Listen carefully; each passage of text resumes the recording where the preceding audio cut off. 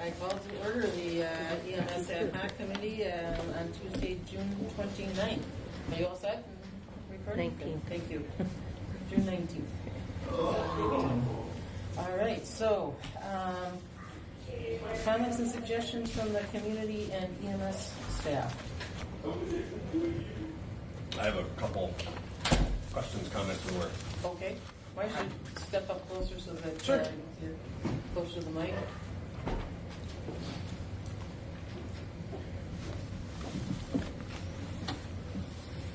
I probably don't speak.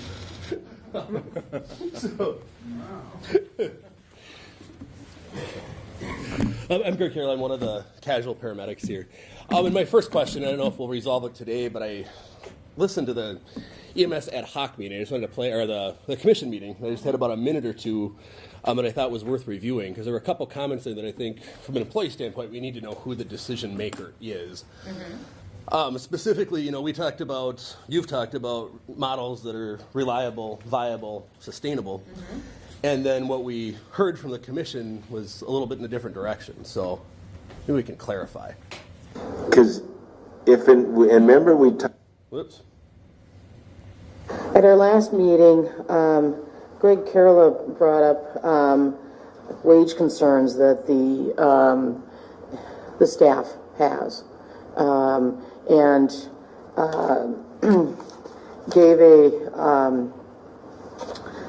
gave us a list of all of the Twin Cities area paramedic salary scales. And so we need to start talking about that and how we're going to. That's been a discussion for over a decade.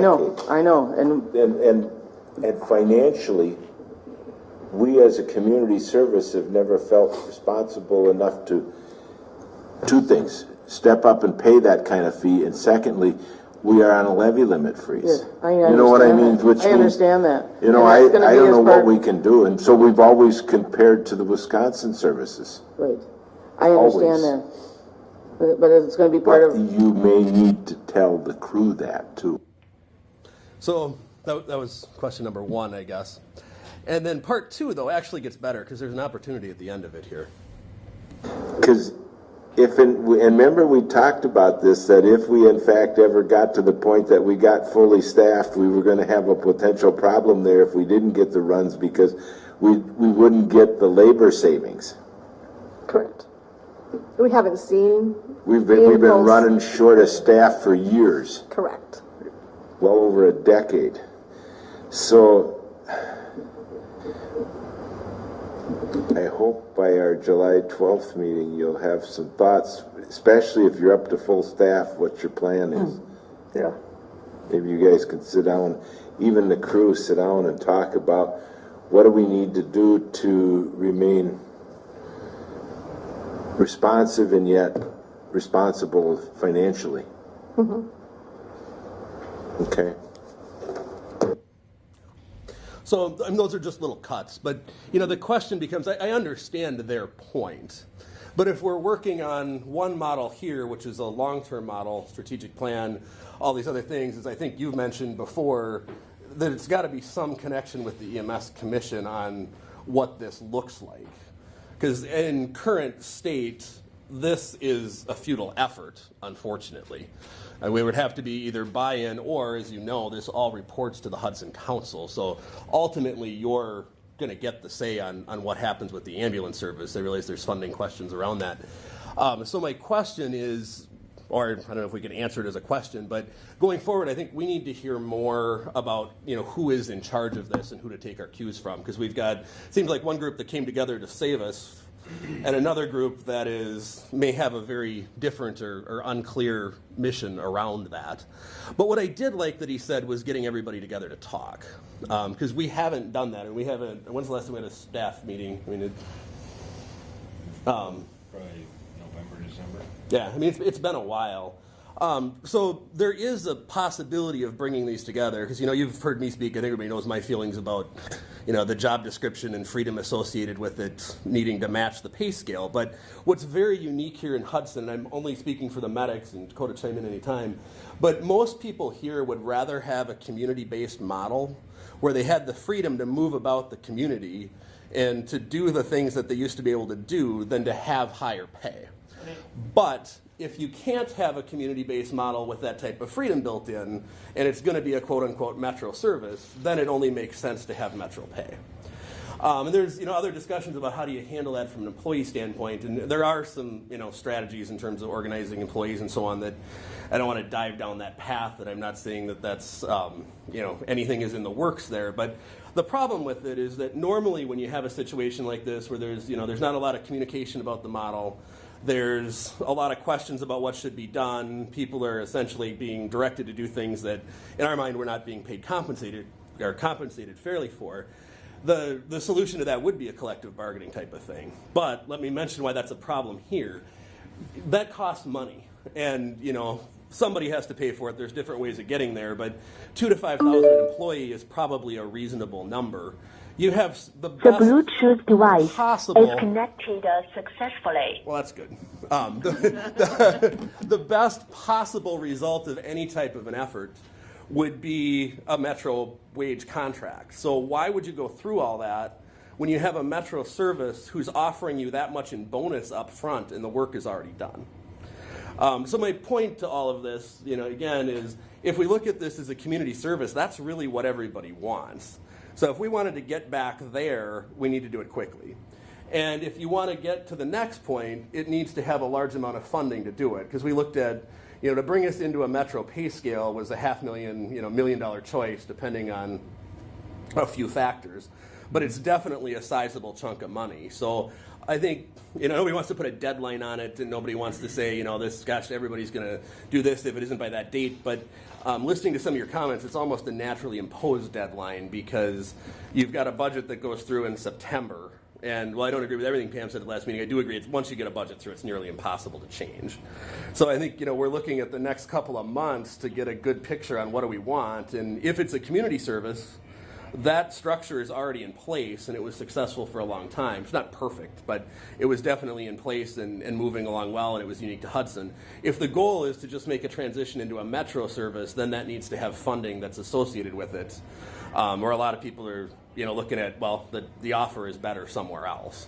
So hopefully we can get some clarity around that. Of course, I'm going to say that and then say I'm going on vacation for most of July. So I'll be of absolutely no help to resolving that problem, but just some stuff to think about. What do you mean by community-based service? The volunteer service that we used to have 2, 3, 4 years ago? Well, even last year. So the big angst amongst the ranks, if you will, here has been we used to have the paramedic with the freedom to move about the community. We're instead of sitting in-house. And there was substantially less compensation for a paramedic here with similar experience than there is in the Twin Cities. But that wage amount was dramatically offset by having all of that freedom. On the other hand, now you've just got the lowest paid ambulance service that's hiring. And that's because that freedom is gone. It's no different than going to work in the Twin Cities where you come in, you check your truck, you go out, you have busy shifts, you have slow shifts. All of those things are very similar. But there's this unique thing that Hudson had for a long time where you attracted applicants who just wanted to be part of a community model. It was okay to make half as much because you had a lot of freedom to do a lot of things. There were good working conditions. There was a lot of, give and take with it. But when you take out the give and take, you've essentially created a metro-based model. And now that, in the cities anyway, starts with all parties being benefited at 0.6. And wages being substantially higher as we passed out a couple of weeks ago. So both of them work. I think where we got a little bit off track is, you're looking at a long-term vision and a strategic plan, and the short-term plan was to make this immediate transition to a full-time service without any compensation for it.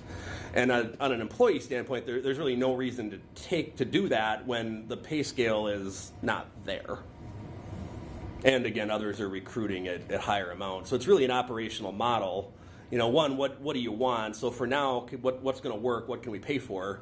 And then understanding going forward in the future, if we want to be like a big metro service, great, and there may be partnership opportunities and all sorts of things in there, but it's going to come at a price. And the tape you played for us shows that at least one member of the commission is not interested. Right. Last, Yes. sorry. No, you may. Lost my head. At our last meeting, I asked Brandon why we switched from that model to what we're currently doing, and it was to improve our response time. Have response times improved? I don't know if they've improved, but they haven't went down in any way. So it's the same. I don't think they've went anywhere. I don't think they've improved any. Have they doing? I don't know. I don't think anybody's run the numbers. I mean, it's hard to say. I think Brandon's main scheme, I think, for the schedule was it's easier to build a schedule if you know you have X amount of people that are supposed to be here X amount of time per week, more or less. Not. I don't think response time's got anything to do with it. I think it's easier to build a schedule when you know I got 20 people that have to work 24 hours this month. Right. Well, then I can build a schedule for this week that looks pretty damn good. And if people are required to be here, then he can give them tasks to do that he wouldn't be able to give you if you're not required to be here. Correct. And there may be some middle ground in there where you say, like a lot of other services that have, interesting deployment models. It's, it's an in-house from, 8 to 6 or something like that. And then it's, there's ways to work around it. It's just the leap without the fund is where. So you're right, but it's the right question because is it improving service to the community? And if it is, then it's probably worth an investment. If it's not, it's just costing you employees and it's not getting you anywhere. Mm-hmm. And so I think we need to look at it from that type of a standpoint. Well, why don't you listen to the rest of the agenda, and then at the end we'll have discussion, and so you'll be able to give us some feedback on what we're proposing. Sounds great. Mm-hmm. Do you want me to sit near the mic in case they have something else to say, or should I slide back? It's up to you. It doesn't matter. You're representing the staff. All right, any other comments and suggestions from the community and the EMS staff? Josh, would Brandon have an update for us? You weren't prepared for one. Update so far. We got more staff coming in. We're sitting down tomorrow. We're going to bring in more EMTs, obviously, another medic. Mm-hmm. We ask every meeting is how's the scheduling going? I think it's good, and I think it's going okay. We got our short days and we got our full days. I mean, we had enough people to staff 4 trucks yesterday. We didn't turn one wheel, so but that's the way it is. So, unfortunately, we've been slow this month. Past 2 weeks, we've been slow. So. It's a good thing and a bad thing. Yeah.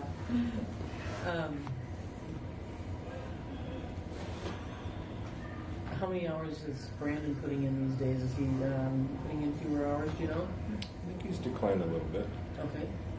So. That'd be good. That's what he indicated the other day, just in conversation, that he's getting some days off now. Yep. And so that his situation has improved somewhat.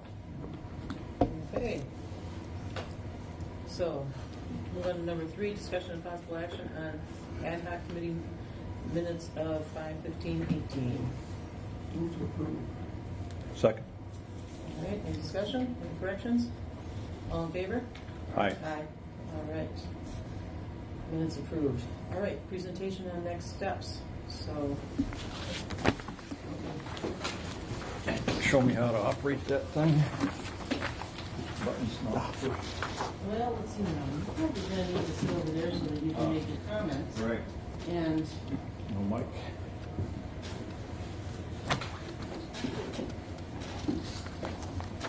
I will come in advance. Okay. There you go. Can we kill that bank of lights?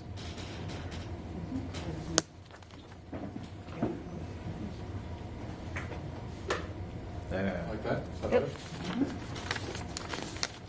Okay, well, Joyce and I have been kicking around, how do we move ahead? Because we've had a lot of discussions and looked at a lot of different things and a lot of different input, but weren't really coming up with a direction. And we felt, that we know this is part of our responsibilities is to provide a direction, not just short term, but particularly long term. Short term is a struggle. Our role really is to figure out where we're going on a long term basis. What are we going to do with EMS? And we've discovered there are a lot of options.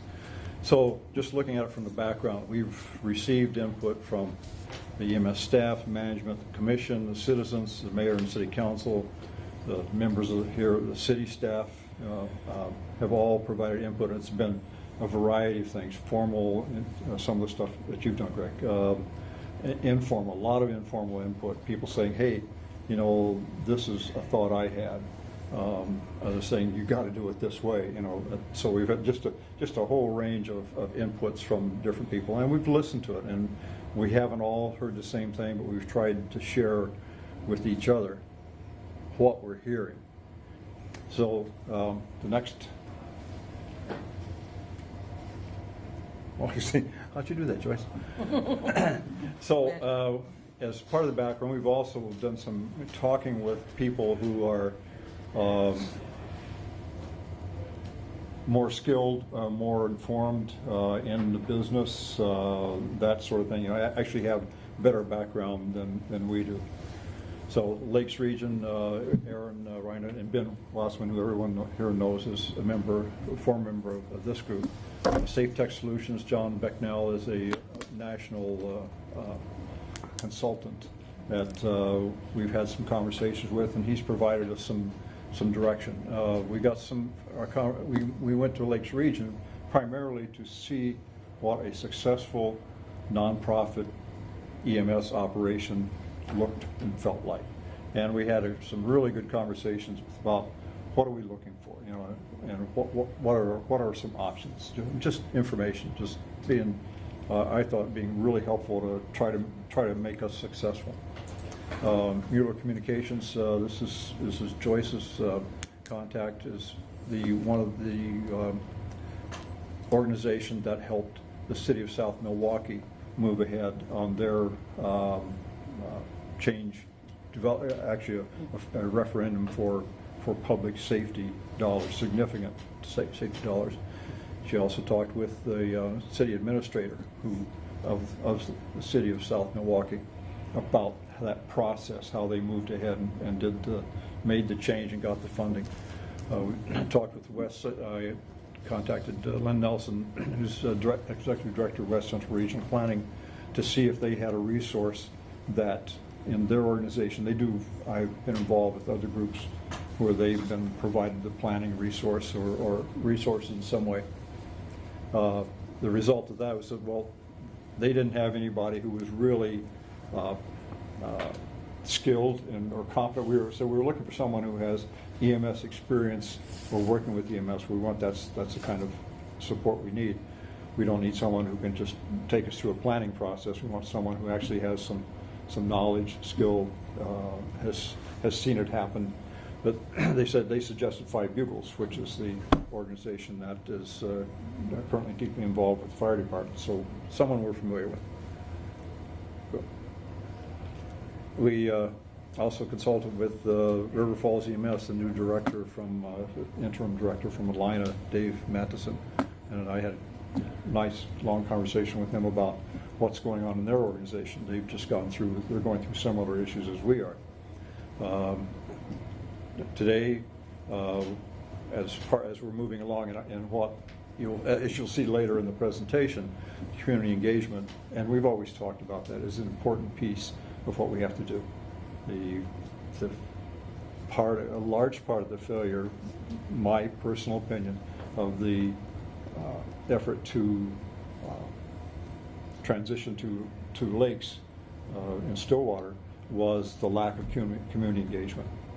There was just, it really, a lot of things fell apart You can point a lot of fingers, but there was not enough community engagement, and that's what the community got engaged and said, we don't want to do this. So they got engaged on their own. We want to engage them with us and not against us. So it's really an important part of what we have to do.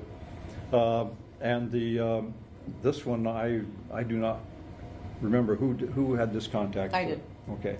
And she's the one who suggested that we look at a couple of the studies, the one from Plainview and the one from Lake City.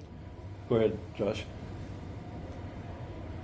Some of the materials that we looked at, of course, were the strategic plan of this organization, and there were some pieces of that were quite interesting. So yeah, we're doing this, and there's other things that said, we need to go back and look at these. The fiscal analysis, we've looked at various service models. We've gone online and looked at what's fire EMS look like. Depending on who you talk to, you get lots of different pictures of that organization, and that's just one of the structures that's a possibility. So we're trying to, we want to remain open to all the possibilities. So we select the best one for now, and maybe here's what it is today, but 5-10 years from now as we grow, that model, this is the model we need to move to. So we want to try to build that pathway. Go ahead. We also studied the assessments from River Falls. It was a brand new, recently done assessment, so it had some good information there. Same issues, didn't have any real solutions for us. Looked at the St. Paul fire study. Got a couple of studies of smaller organizations like Lake City, Minnesota, and Plainview, Minnesota, that are struggling even more than we are. They're in deep doo-doo. So that's it helped us gather, understand. It helped me understand what the issue is, and it helped lead us to some conclusions. Next slide. So now we move into what we learned, the financial issues, and some of this is old stuff that's been said before. But first of all, financially, Medicare and Medicaid reimbursements are much lower than the cost of service. So they hurt us a lot, because 60% of our calls right now in our Medicare and Medicaid. So that means that 60% of the calls are not paying for what it actually costs to make the call. So the issue here is that number has, and I'm trying to remember the exact figures, over the last 10 years seem to be a magnet for building facilities for caring for aging, all different levels, all different capabilities, but that has grown significantly. So we can expect that number is not going to go down. It's probably going to go up.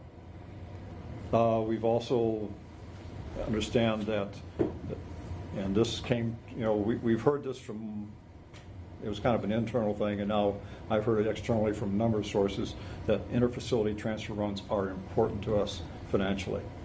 We have to be able to do those. And if we only have one truck available, we cannot do interfacility runs. So that drives us to the model that we think we need. Levy limits are a significant issue. They're frozen. A couple of our partners are right up against their levy limits. They can't do anything. Hudson is not. Town of Troy is not. But we can see that there's a limit to how far we can go. And levy limits is the levy is how we raise money. So if we increase the funds needed, that option is becoming closed, and it is closed in a couple of our partners. So we have an issue. Where's the money going to come from? And then you kind of skipped over the costs continuing to rise. Wages and benefits. We understand that we're going to have to improve things there. But also, equipment costs and training costs are probably increasing. We've got more training needs as more equipment is introduced and all Trish, the methods. you were probably not projecting into to the speaker. Mm-hmm. Can you tell that whether she's speaking or not? Can you? Okay. Yes, it's over time, the role of EMS has changed from a Band-Aid and haul them to the hospital to save their lives on the spot en route. So, and the cost of the equipment, the capabilities that we have greatly increased, as has the cost of the equipment to provide that. Brandon's talked about $900 for a monitor. That's what we used to pay, and now it's $36,000 for the heart monitor, because we really can tell something about it, and we help save lives that way. So it's the role of the EMS has changed significantly. Well, and technology has changed as well. So technology has, as you know, those monitors now transmit information directly to the doctors and things like that. So we're getting something in return for the additional cost of the monitors. Right. Yeah. It's about saving lives now. So the role has really changed. We say the service must have viability, which, as I working on the definition of what's the difference between viability and, but it means the quality of being able to succeed. It must be set up to succeed. Reliability means we are able to repeat.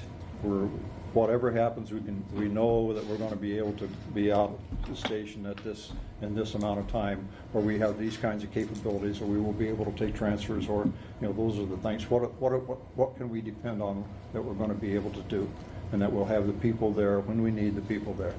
So that's what's reliability. Sustainability is more about how do we keep it there? How do we keep it? Other than, to me, viability was about the model, and reliability is about what we do on a day-to-day basis. Sustainability is everything we have to support it, including to continue to support it. Continue to support this operation. So, okay, what else we learned, and this is something that came out of an hour-and-a-half conversation with Aaron at Lakes Region, and as we talked, he started feeding back some things. Here's what I'm hearing you say. And we've worked on this a little bit and added to it. And we presented this at the last meeting. Said that our community wants accountability, they want community ownership, want financial stability, and the community in this case is us, is City of Hudson and our partners. We want a stable community subsidy, so that we know it's not going to, here's what it is, and they can depend on it, and it's not going to increase the amounts that it has been, and we need to increase to provide the service. We have high employee engagement, which we've experienced in the past, and right after the contract negotiations and where we've been for the last 2 years, engagement, we'd have to say, is down. That people are just not as engaged as they'd like to be, but they're not. We lost some of the people who were engaged. And the community as well wants affordable billing rates. That's one of the ways of making this successful, is to raise our rates significantly. We have 50% increase in our rates, and we might be okay for now. But then you have to keep that going. So we have to not allow our rates. We don't want to allow our rates to get as high as they are perhaps in the cities, 50% more than what we're charging. And this is the model that so far we said this is kind of where we're headed. This is the old model 1 that out of the 5 models that were worked up a couple years ago. We're on a modified model 3, but we want full-time staffing of 2 ALS ambulances 24/7. And the model is a paramedic and EMT per ambulance, a 48-hour work week, which means at that level, 7 paramedics, 7 EMTs, and then we need the casuals. Always need the casuals to fill in for vacation and sick time, and when we need a 3rd ambulance when there's special things going on. So that we don't want to lose sight of that as a requirement. And the original model had 9 full-time paramedics and 9 full-time EMTs, but a shorter work week, and I can't remember if it was a 40-hour work week or a 36, I 36-hour believe. work Yeah. week. But since we were using a 48-hour work week for the full-time paramedics, we put that into this model. So this model is different. You know, the model keeps changing, but it's not as significantly different as you might expect. So that's the basic concept.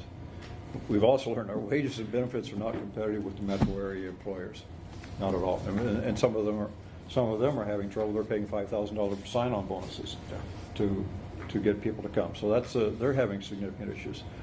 And the more we looked, the more we found that the volunteer and part-time models are not working for EMS on a national basis. This is an issue. A community model, they're just having difficulty making that work. Some of the reasons, is that on the next one, or am I need to talk about this one? No, okay. The role of the of EMS has changed significantly. We've talked about Band-Aid and carry. Now the stress of the job, the training required for the job is significantly more. They're really we're really looking at becoming more and more professional, full-time professional level of responsibility and demand for consistency. So there are a lot of factors that are driving why that model is not working. For example, it's still working in fire, but the demand is different, and the expectations are different, and I think the expectations have gone up exponentially. The capability expected of a EMT or paramedic has gone up exponentially from 10 or 15 years ago. But it's not as easy to maintain the level of capability that is expected and that is available, that we can be very good. We can be extremely good, and we in many cases are, but it takes a lot more effort to be there. So what we learned, is this your part now, Joyce? Am I Nope, done? not yet.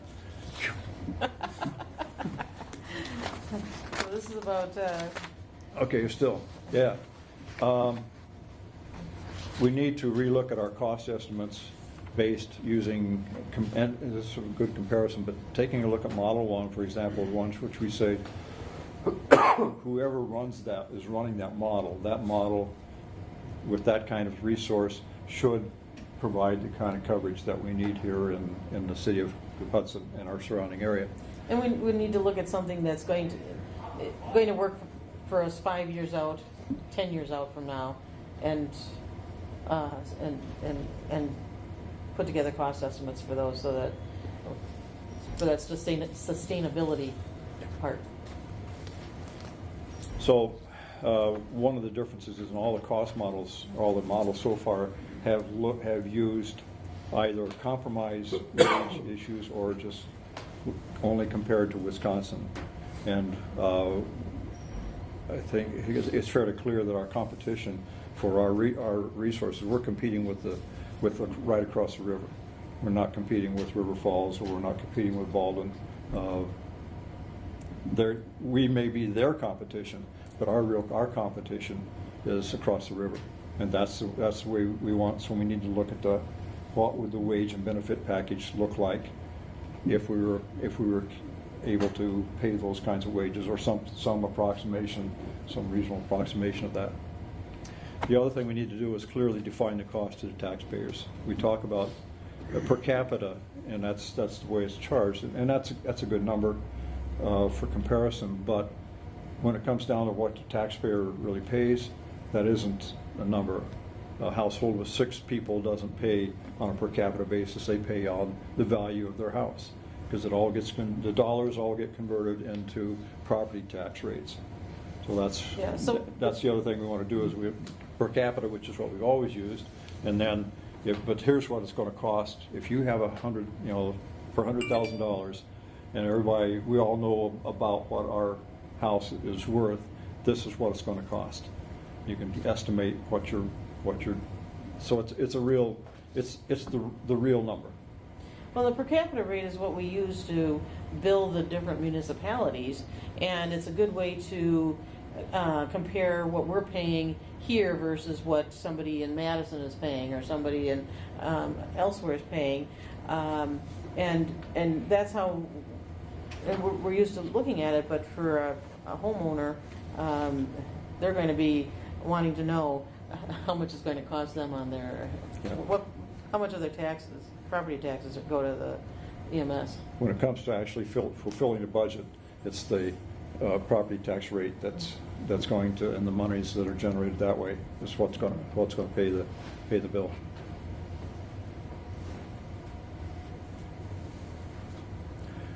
We looked at some of the different models. Last meeting, 2 meetings ago, we took a shot at some of the different models, and there's some information in the strategic plan that some of that has not changed.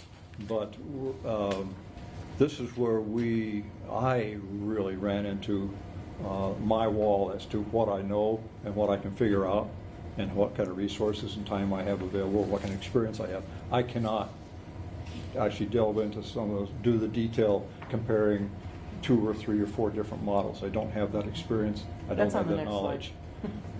You're getting ahead of yourself. Okay, what we learned. So we know that there are advantages and disadvantages to different models, and some of them are very effective, but they're much more expensive. Others provide less coverage. Those are all options. Economies of scale, a larger operation. You can have a larger employee base to draw from. So when you have one paramedic gets sick, you have people that you can draw in. So that's the economy of scale, and it enables you to do more. If you have a larger base, you're spreading your costs over more runs. And also the degree of local control, the degree of that varies significantly on the different models. So that's an important characteristic we have to look at, is what is that, what does it mean? As we've said, and it's been stated, that the local community wants a lot more say in what's going on than what was offered a year and a half ago.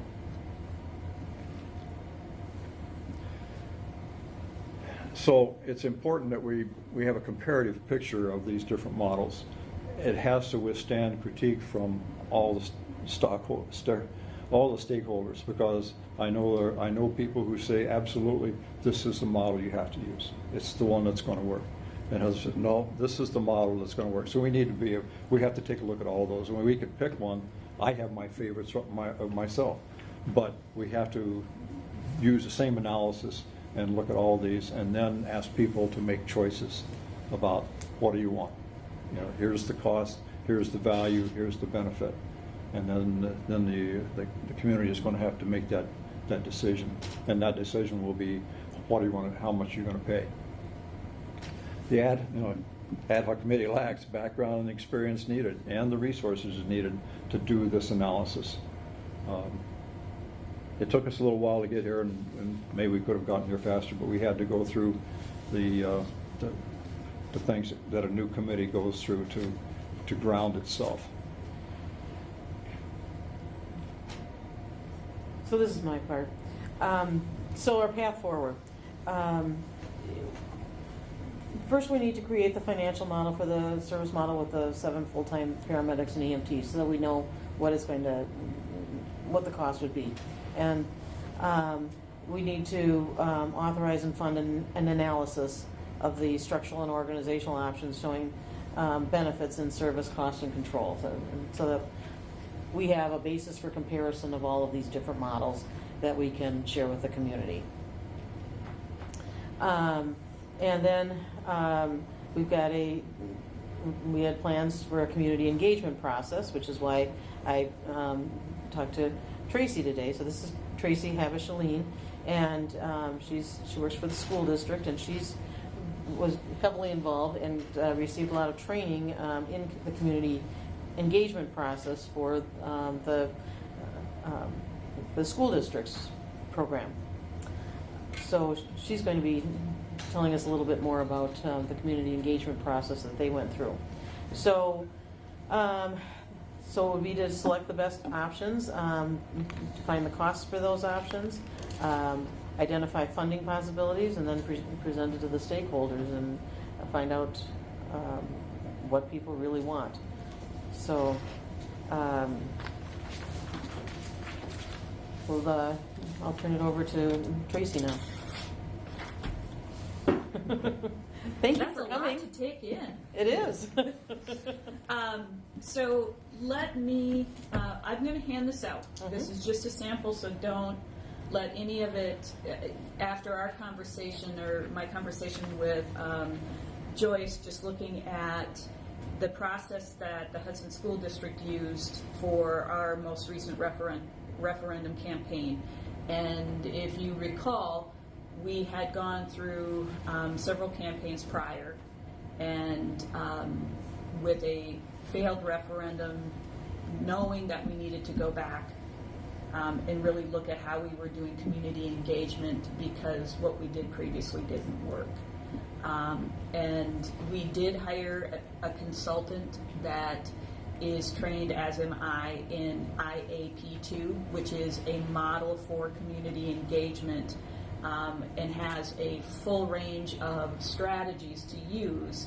But basically, it's a philosophy of how you want to engage your community. So there's varying levels of engagement. So as a committee or an organization, your first step is to decide at what level do you want to engage and what's your commitment to, or your promise to the public. So if really what, if I could look at this, and as I'm looking at this, I could easily say, you know what, the decision's kind of been made.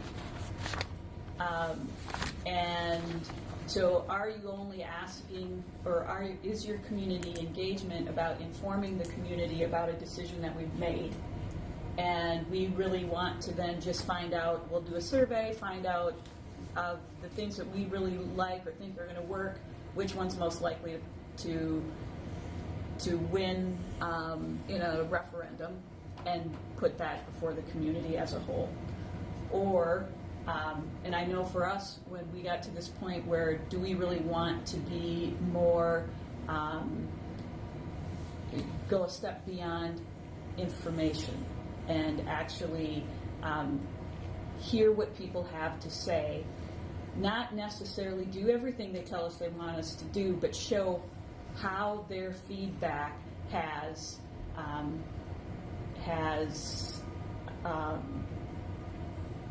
informed the final decision that goes. So how is their feedback getting worked into a decision that ultimately goes to the full community in a referendum? I know for us, when we heard that information, it meant we had to step back and really look at how do we get everybody on board. There's a lot of information here as I'm listening, and I've lived in Hudson for 30 years. Well, I'm in Troy, but I'm a pretty engaged person. I get the paper, I read the paper every week, and as I was talking to Joyce and listening to all of this, my information level of what's here is very small.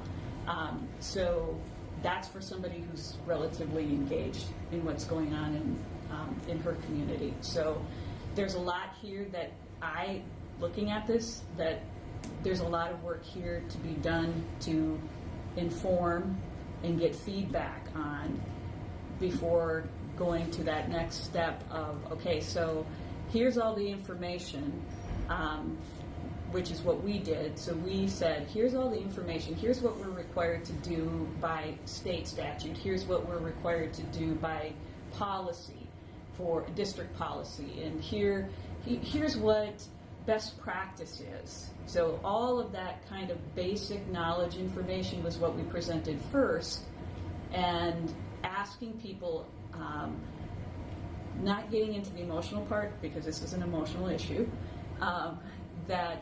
so what's working now, asking your community, and maybe you've done that,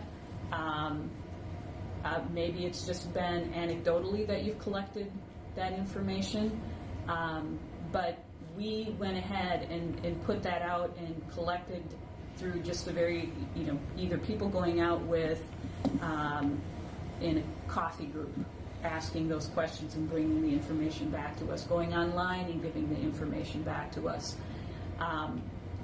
answering that, what do I like, what do I think looking ahead we need, and then what additional questions. Okay, now that I've seen all this basic baseline information, what else do I need to know as a community member to make decisions? What's not here? We had a committee we called the process stewards, so maybe similar to what you have here. And the process stewards were not decision makers. The process stewards were just there to make sure that we as a school district were engaging as many people as we possibly could. When it came to resources, helping vet those resources. So, you're talking about you need additional information. I don't know what the trust level is as far as is everybody in agreement of who you are using for your consultants or your resources. I don't know that. And so is there a conversation that needs to take place as far as who are those resources that we're bringing to the table to give us that background information? I don't know if your group, if everybody in the, that's been working on it trusts who's providing that. We haven't gotten to that point. Right. But that's what so for us, what we used as far as process stewards, those were the folks that our school board selected, and those folks were selected based on the social capital that they brought to the group. So they had connections in the community and could be people that connected outside of the committee to when questions came up publicly, they were answering those questions versus just always the board or administration answering the questions. And then from there, building your key communicators, your advocates along the way. So I'm going to hand this out with that caveat. This is, like I said, a sample. So when, as I look at things based on information, so what I have here is IAP2s, what their core values are for when you're looking at public participation. I went ahead just to try and get my head wrapped around where you're at. So looking at this sample goal here, and really basic bottom line, what is your goal? And Joyce, we kind of had a conversation on this, but to provide high quality, reliable EMS services at a cost the community is willing to sustain over time. I mean, that's without getting into, okay, I like model this or model, but bottom line, what are you looking for? And so that's your goal, and then eventually you'll get to the pieces that you want to take action on. But the knowledge I have at this point, that seems to me that's where you're at. I thought it was interesting, the viability, reliability, sustainability piece. Who's defining those? That, as you gave your definition of those, but those would be, I would be interested to know from a community engagement standpoint, how do stakeholders define those? Because that would help inform decisions as you're going along, versus one individual's. And I'm not saying, I just heard yours. Sure. That doesn't mean other people haven't contributed to that. Who are your stakeholders? How have you engaged stakeholders at this point? I listed the levels of engagement. So I talked about inform, consult. The school district went to level involve. So we engaged the community. We wanted to hear their concerns, their solutions. We had to give up control and listen to what those solutions were that they brought forward, and then also to show them how that feedback was used in the decision-making process. So we provided the community multiple opportunities to give feedback, including an online survey. We just used SurveyMonkey for most of it. We did eventually use school perceptions when we got down to the fourth phase of our community engagement. But most of the time we just used SurveyMonkey and had very simple questions. So kind of like what I have a couple later on here, but very simple questions, and we published every single response so that everybody could go on and see that, yes, I submitted it. I mean, because part of what you're doing is building trust, especially after you've had a contentious experience.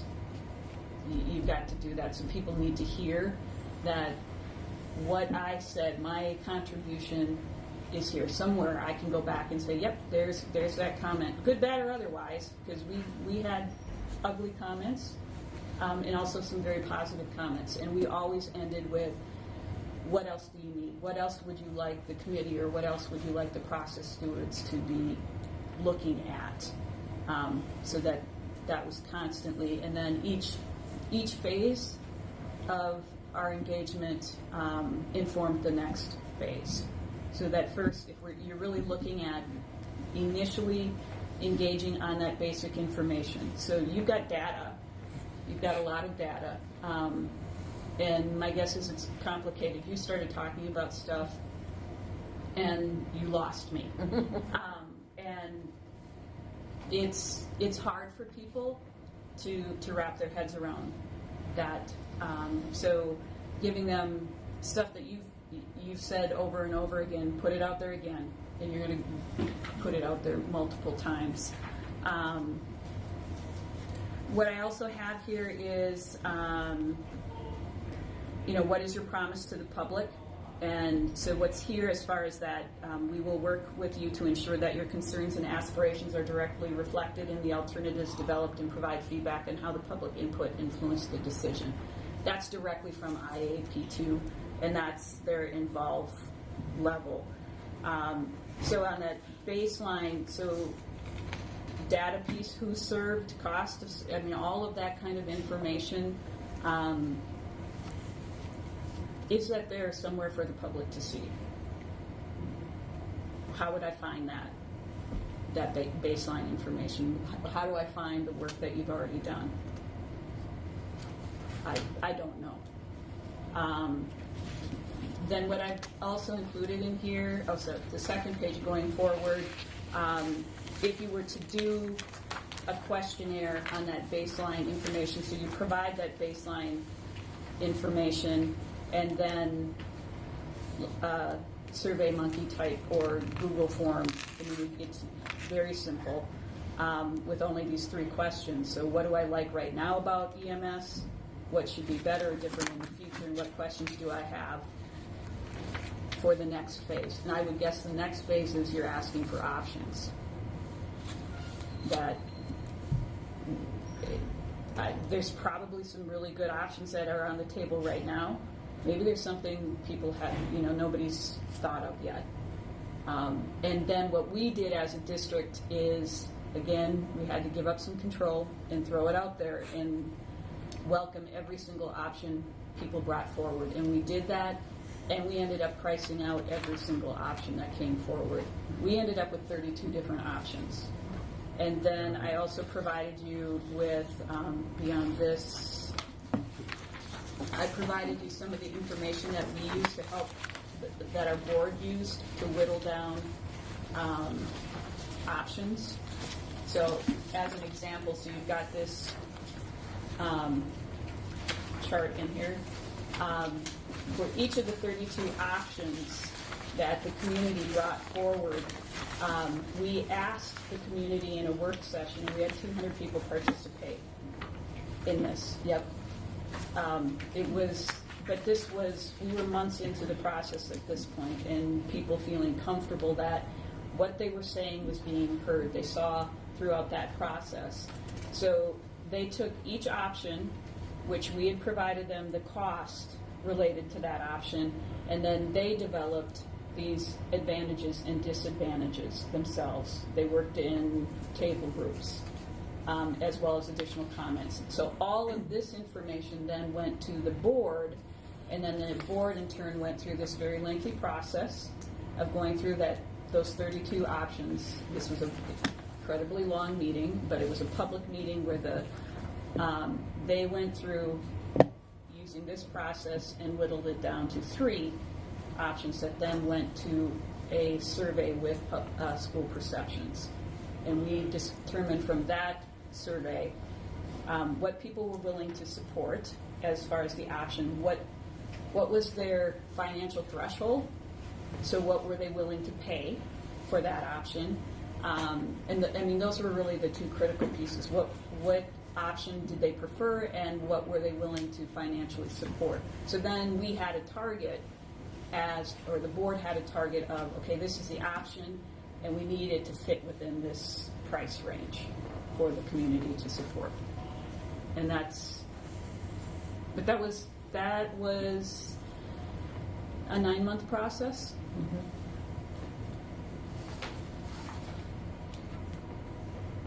9 months from when you started this process to referendum? Well, no, that was to get to the decision. So, and then we had, another 3 months to do our referendum campaign at that point. So, a year.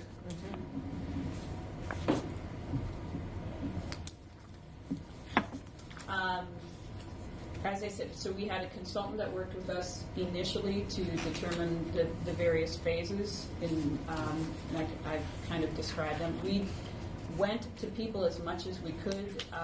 We had a very, when it came to asking for options, we had like little half sheets. We went down to the park at the band show when there were concerts going on, asked people to fill these out. I mean, we were going everywhere we possibly could to engage people, and then we took all of these sheets, we put it online. So it was on our website, so you could see every single response, and we had thousands of responses that were online if somebody cared to go through and look through all of them. But again, that was part of the being as transparent as we could about what we were doing, and I could, as an individual, see that, yep, they did get my comment is right there, and everybody can see it.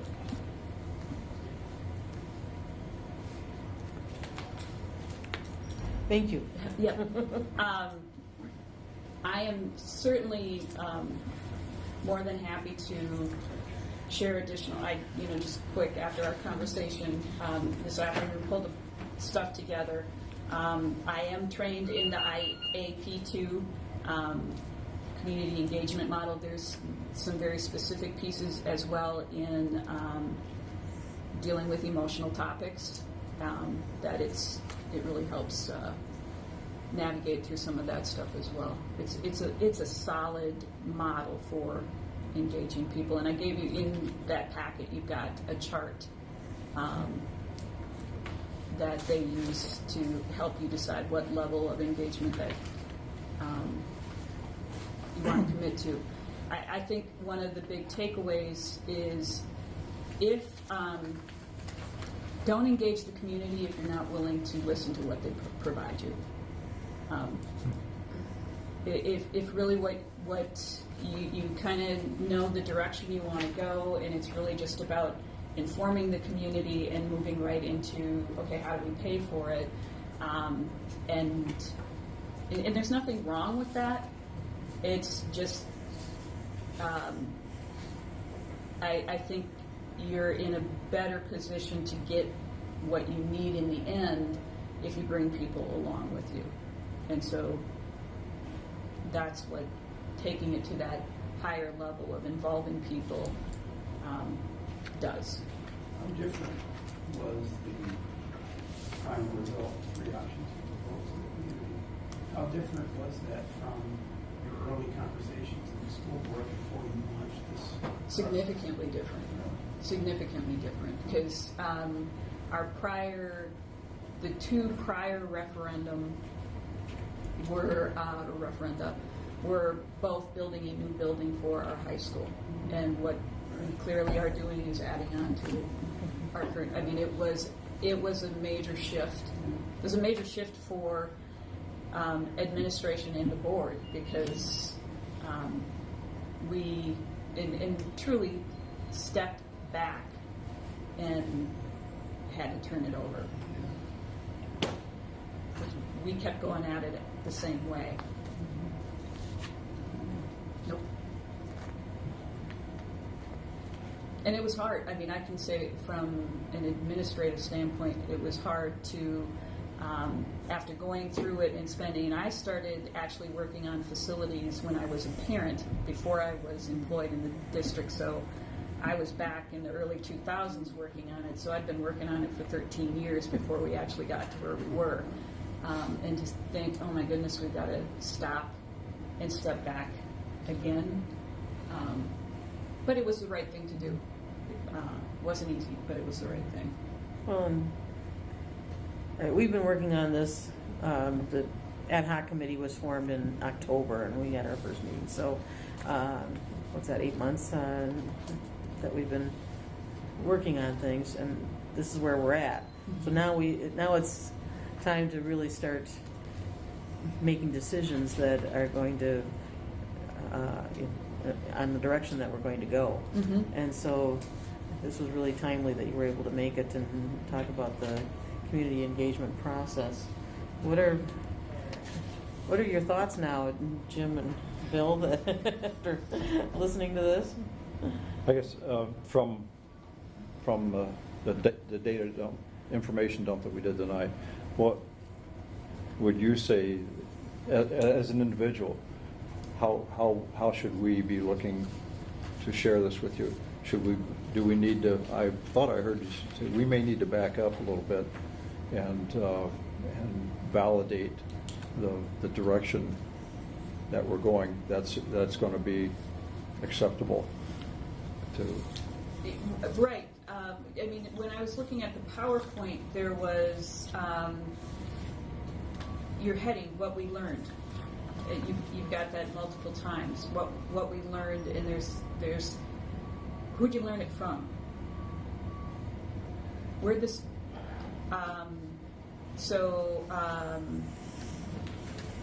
You've got data on who you're serving. You've got you've got some cost stuff. But there were some things in here, as you were talking, seemed maybe more subjective,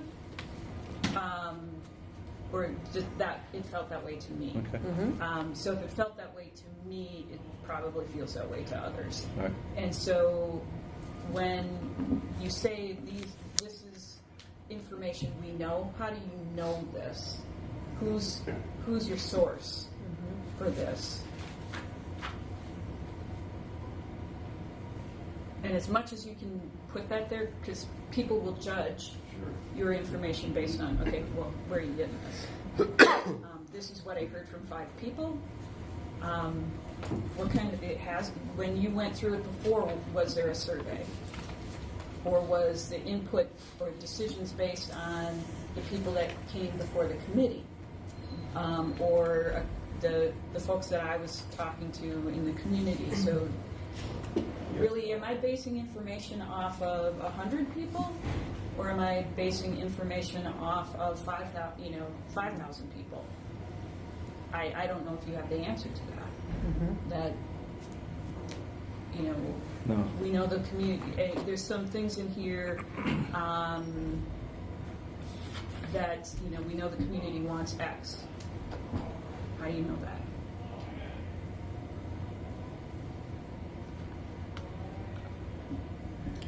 So I think there's a lot. I mean, that goes back to the baseline.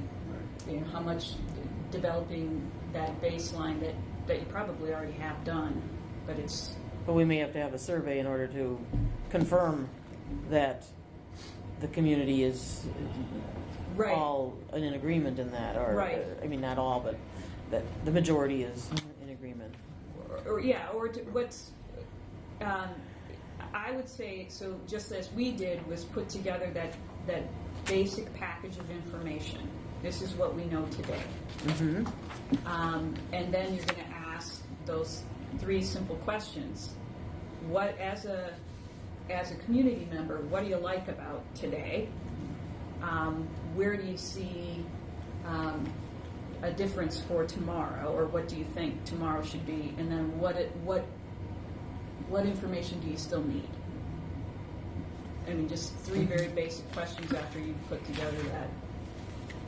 And then go into, okay, we've got this information from the community. I'm guessing they're going to share their thoughts with you, because we have a community that typically does. How did you distribute your surveys? Your initial surveys? The Survey Monkey stuff, we ended up, so we always made it available on our website.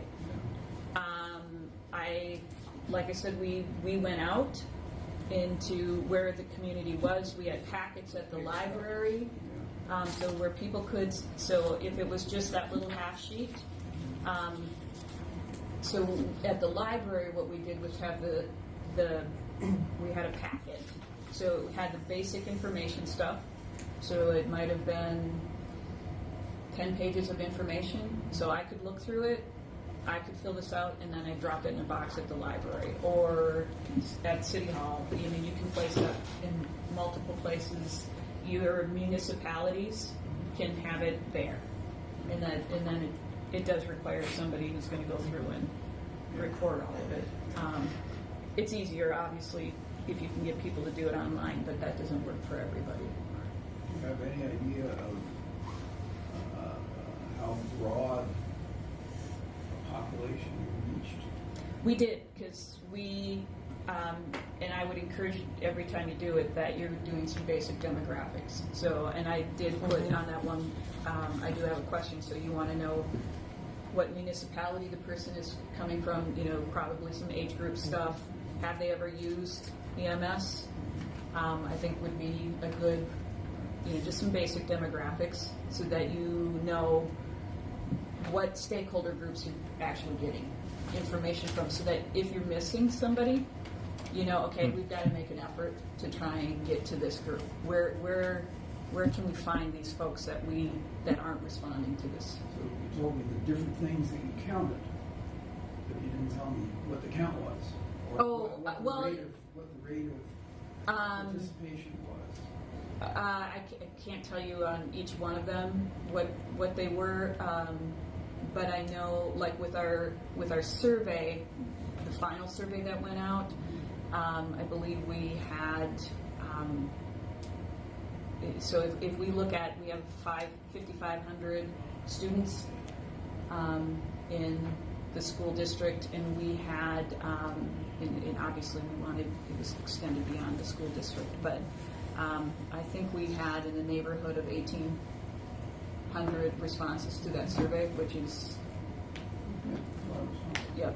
I think what was even more telling than that was having 200 people come to a workshop and to spend time giving feedback about advantages and disadvantages on every single option.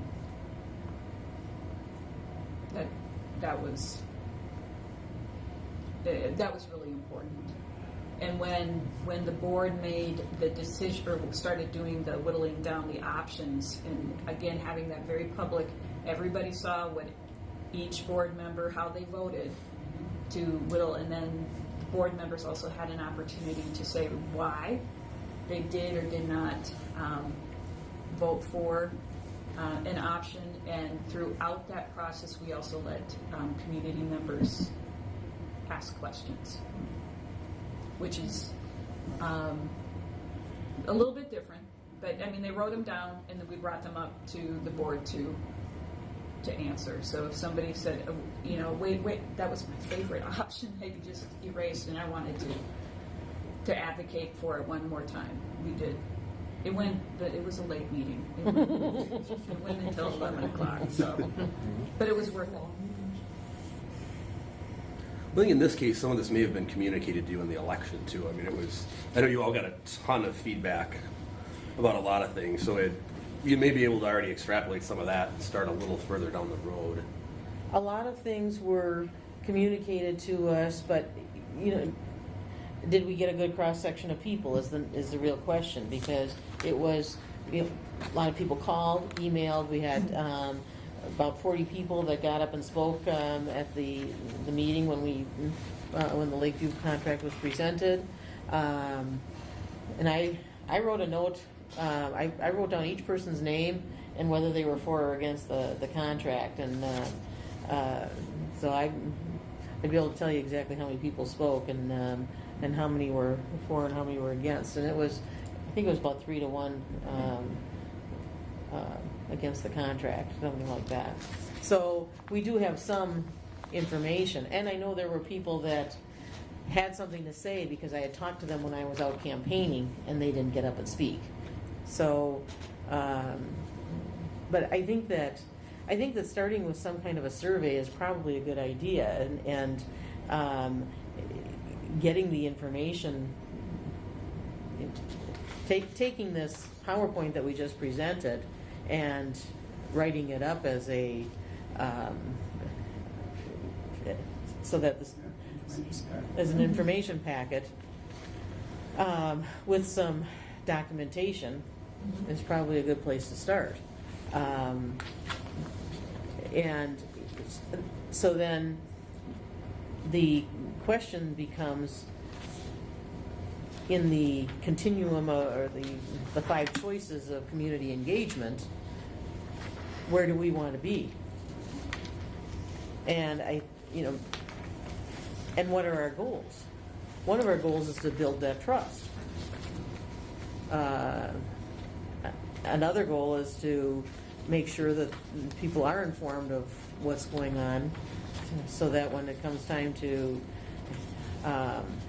ask them for more money, that they're going to be able to make an informed decision.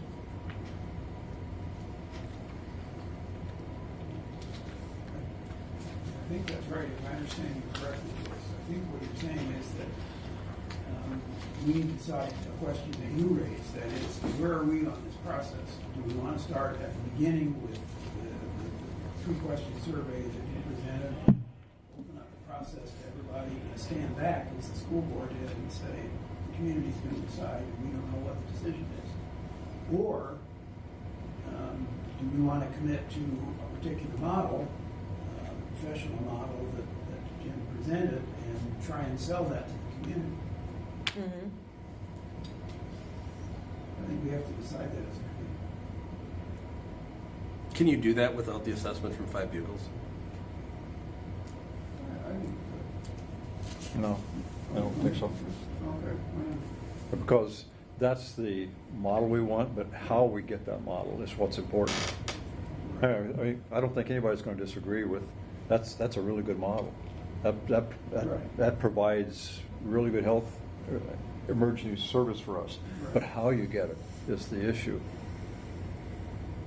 Which of the 6 or 7 models that are in the strategic plan are we going to use to what's going to get us there the best possible way? And that part of it, there's 2 issues. One of the issues is cost, certainly, and the other issue is, well, that's certainly the cost issue is part of it. But I think and I was looking at it, said, well, geez, the first thing I'd do would be we made some really big assumptions. What we learned, our community wants. We right there. We made it's probably not too bad because It's based on data that we've collected, but it's based. But was it a good? It's based on. It's anecdotal. Yes.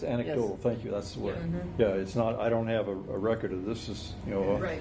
check this off. And how many is high employee engagement really as important as affordable building rates, or what's the ranking of these? So it's, we've got some nice information to start with.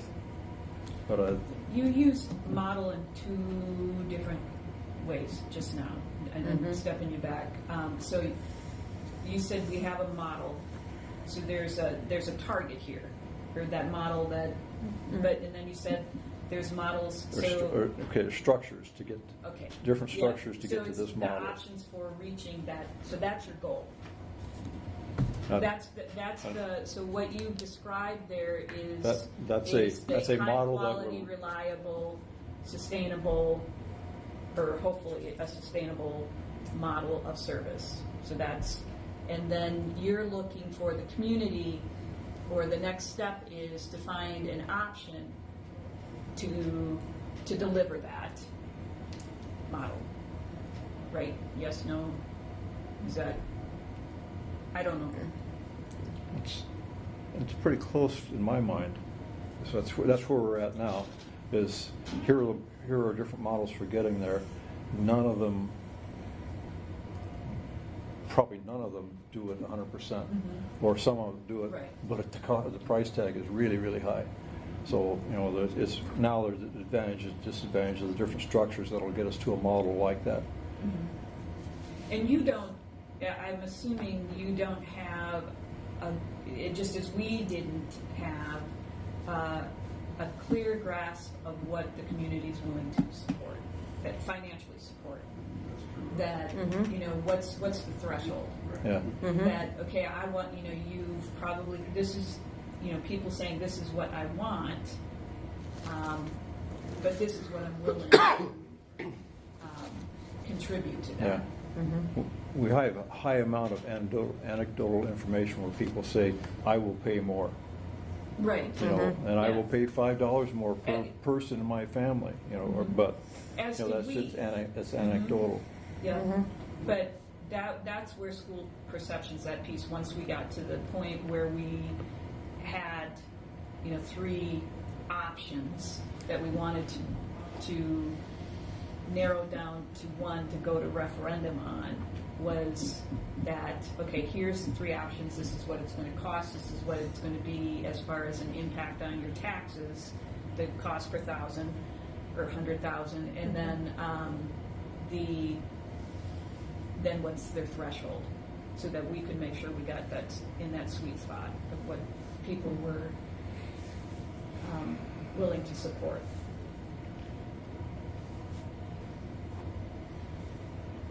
So sorry, I'm confused. So the role of 5 Bugles is they're going to have them to do an assessment, and you're going to say, this is what we want to have from a staffing standpoint. And they're going to look at things like, do we have 2 trucks in Hudson that's fully staffed 24/7, or do we somehow collaborate with other agencies, or what is 5 Bugles bringing to the table in terms of the model? First of all, 5 Bugles is just a name that's out there.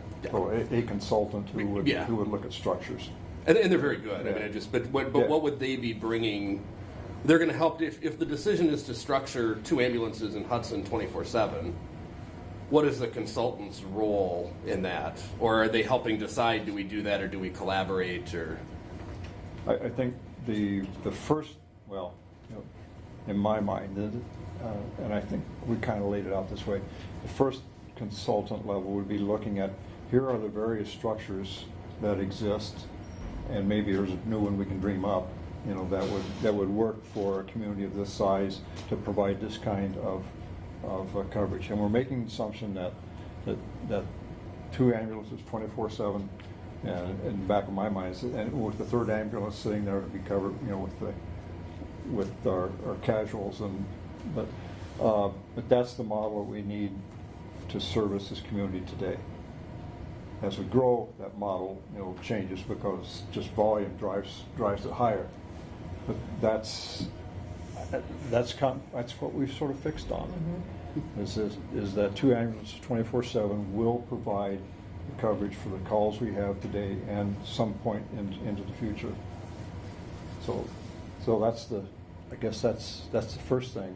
Now then, what we were looking at, or obviously I was looking at, was a consultant who's much more familiar with the various structures, And by structures, we mean the structure we have here today. That's a structure. Fire and EMS combined is a structure. Public, private structure being Lakeview was a structure. So looking at structures like that, and which one does, what are the advantages and disadvantages against this model, model that we want to have? Which ones do the best job, or worst job, or none of them do it perfectly? What's the balance? And then you're going to provide that information to the community, and that's when they weigh in. That would be, I think that's one option. Yeah.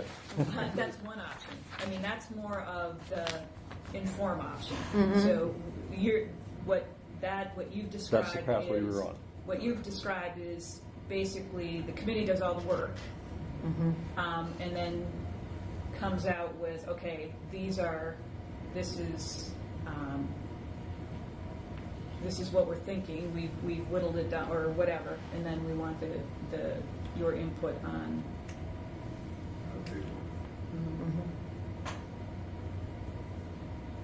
Is that what we want to do, or do we want to take a step back and do some surveys? And what is your opinion on that?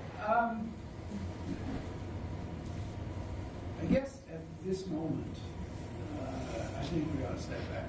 I mean, the elephant in the room is two of our partners are up against levy limits, and in our mayor's mind, Hudson is too, I think.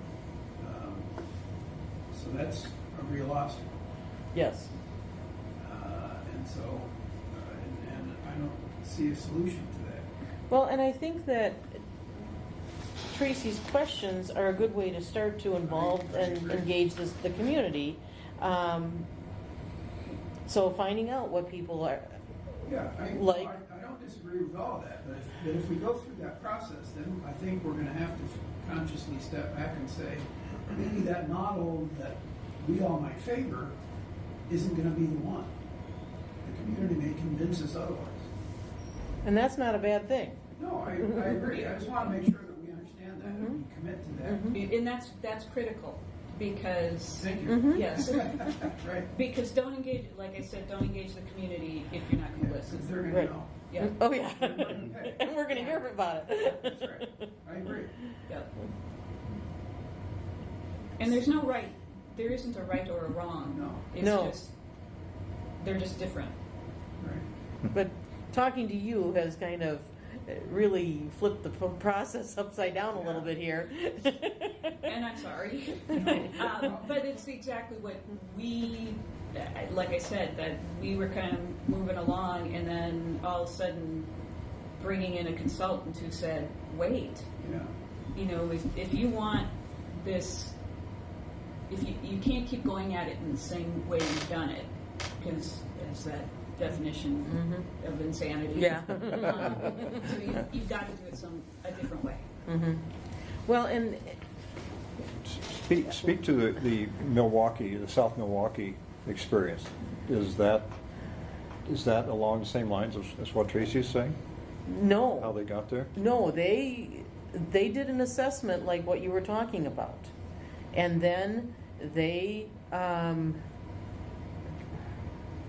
brought a copy of the article.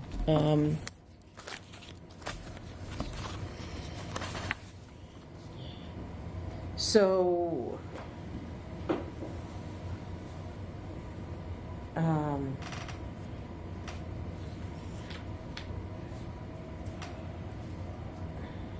But they were proceeding along the same lines. They proceeded along the same lines as we are. Is that kind of? yes, in fact, well, that was the model that we were, for proceeding that we were really starting with, because they went through. Oh, I know where I've got my notes. There's a notebook in the bag there. If you can hand that to me.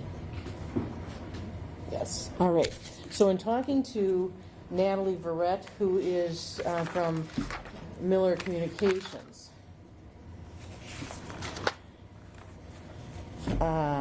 so phase one for them was the options assessment. And she said that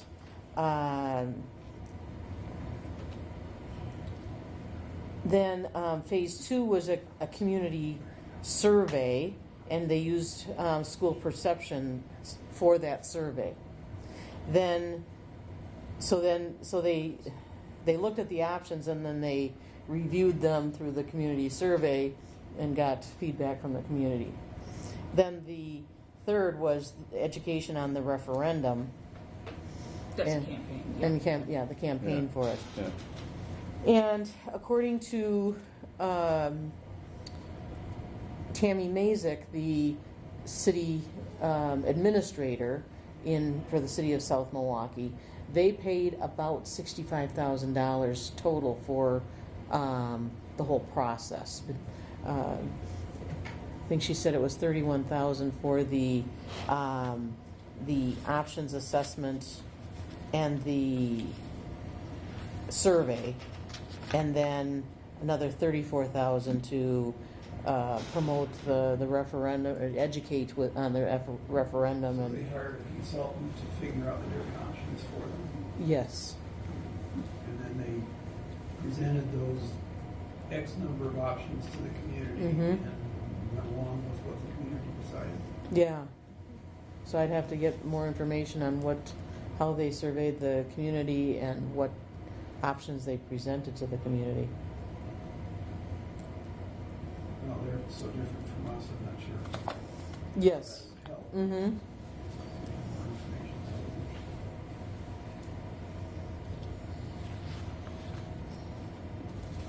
information. Okay. So, We're only 3 committee members here, so what do you think, Jim? You think we should choose a model and try and sell it to the community, or open up the process to the community and let them tell us which model would work, which model they would pay for? I rather than starting now, we would say, what is it that they want in terms of EMS service? Okay. I think we have to. I kind of like the survey. This piece, collecting the feedback from broad ranges, doesn't set us back. We're not starting over. We still have the option to say, okay, yeah, we're on the right track, and this is our next, and we should probably tell them that. This is our, this is the plan we're going down. This might be an alternative. We're going down this road, and this is what we plan to do. Yeah. Would you answer these questions? And are there things we're missing? Maybe that's, what. 32, I couldn't believe the 32 options. I mean, I was part of that process. Mm-hmm. So I said, what? I only saw 1 or 2, But, so it was pretty amazing. So it sounds to me as if you would like us to commit to what I think of as the professional model. 2 ambulances staffed 24/7. Maybe with the numbers you put up there, maybe with some different version, as opposed to the community model that Greg was suggesting. And you would like to proceed on the basis of gathering more information from the community and from somewhere else to sell that model. To be clear, I'm actually in favor. The model is right. It's the funding with it. So that's not a discrepancy at all. He's saying we want to go down this model, and then we'd have competitive wages to go with it. That's all in check. Yeah. Okay. You're just saying until we get there. Yeah, there's the what swords are we going to fall on in the meantime, and then there's the long-term vision. No, but I think your point of having a full-time model going down the road is great. The issue now is that it's not paid in that way, and it's there. So there's no I would choose his model over this kind of community freedom thing long term if you have compensation to support it. That's the issue. Can Right. we pay for it? Right. And we don't know if the community what is will the pay community for it. willing to pay? Yeah. Mm-hmm. So we're back at the beginning. I'm not opposed to going either one of these directions, but I just want to make sure that we know what we're doing, and then we can be open with the community. So I mean, if we're committed to 2 ambulances staffed 24/7, great. Then and let's present that as the most viable model for Hudson and the communities. And here are some different ways that we can get there. Which one would you like? So I think that's where your consultant could help now, though, because that's if you're going to go down that path, first of all, if there's going to be any increase, people want to hear it from the outside anyway. And second, that's really what you're saying. You're saying, here's the model, five bugles, whoever you pick, we're going to have 2 ambulances 24/7. Now our consultant did an assessment that has some combination of people staying at home with no full-time staffing all the way up through shared fire department or law enforcement resources up to just to keeping all of those as separate entities. But that's really what your consultant is helping you figure out, is what are those 5 ways to have 2 full-time ambulances, what are the pros, cons, and then the public can weigh in.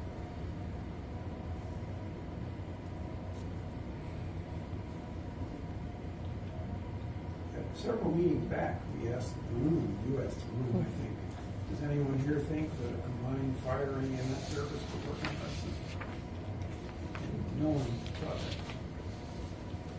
So, that doesn't sound to me like a viable option. Sure it would if we wanted to pay for it. Absolutely. It would work. But, that's, what do you mean by work? Can we afford it? No. I don't know. That's my opinion. Most of this stuff. Yeah. So, I don't know. Yeah. But I think an outside agency like 5 Bugles is the most credible in making that assessment. Then you're right, it's just a question of, do we want to pay for it? Can we? All that kind of stuff. But in terms of getting those numbers and actually having worked with tons of groups that have made those decisions before, they're very capable of framing that for you and for the community. Be it 5 Bugles or there's a couple others. Can I say a question? Yeah, sure. Of course. I appreciate what you're saying. I'm sorry. I'm sorry. I'm Bill. Okay. I said I'm city council. District 2. And he's on the EMS commission now. Yes. So he's taken over Tom McCormick's spot on there. I appreciate what you're saying, because I do think that what's missing a little bit here is maybe some optics that are third party that we don't have right now. I love the work that you guys have done thus far, but I think coming up with some options through a consulting agency, and I don't know if 5 Bugles is the right consulting agency to do that. But I think, though, that the options... Let him finish. Oh, okay. No, go ahead. I think that some of these options have to come from the public as well, so that, or through their suggestions and information that we're gathering from them, so that they know that we are listening to what they are looking for and what they expect of the EMS service. Gotcha. And I had a question for you, just from the surface. Mm-hmm. Complexity in this versus what you guys did, is it similar? Or is To me, this feels very complex. But you went through a complex process. Yeah, but I knew it. Yes. And you guys know this Mm-hmm. to a certain degree, so it may not feel but as it is a complex process, though. I have a lot of questions but so there needs to be some, I would think, some baseline information so that everybody's on the same page, because I don't know what most of the things are that you're talking about. Just as an outsider, I don't. Mm-hmm. Is it defining the delivery service, not the model by which it's delivered, but is that what you want to utilize the community for? Is defining that service model? I think that the first, all right, so we have a preliminary goal of having a reliable and high quality service at a price that the community is willing to pay. That's your big. That's the big picture. But now we have to, and we've been making assumptions along the way about what people want, and I think we have to back away from that a little bit and start asking the public, what are they willing to give up? What are they willing to pay for? And I might not be able to answer that yet until, I mean, what they would provide first is, what does that mean? Yes. What does, so when you go back to the reliable, viable, all of that, what does your community think that is? What, I don't know. What do people think in this community that a high quality, reliable, what is that? You define it. Well, and so then when you go to your consultant, which I agree that's, you need that person, because I mean it's hard to throw it all out to the community to say, here, come up with some options, because they're not experts. No. So we need you need somebody who's an expert. Yes, that can. I think that is one of the differences, that everybody in the community had experienced the school system. We've all been through the school, through those grades of school, so we all think we have some knowledge about that. In this case, there aren't very many people in the community who have experienced how you deliver EMS service. But a lot of people, they make, or they say, when you say people know schools, they know what their experience was. Right. That does not mean I know schools. It does not mean No. that I know what best practice is. Right. So I may have an opinion about, okay, this is what I think should happen. Or what a modern school looks like versus what was done in the 50s and 60s. Yes. Yep. So I think, so even we needed a consultant who could explain or put the meat on some of the skeleton of, okay, this is an option. Okay, what does that mean as far as, so what do I get out of that for service, and what does that cost me? I mean, people need that information in order then to give you additional feedback. I understand what the service is there, but I want more service, or I don't need that level of service, so that there's something there that they can actually respond to. One of the things that we've talked about for the last couple of meetings is doing, asking one question or maybe two questions at the primary election in August, or maybe the big election in November. We couldn't ask the first three questions that you started with, because that needs written answers and some space. But if we started with that very basic survey that you suggested, that might help us generate a single question that we could ask at election time that would give us some guidance. Does that make sense to you? So if we were to step back and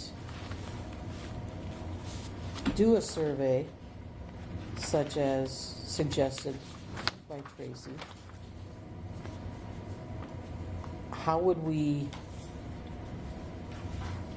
do we get information out to people so that we would get a cross section of people?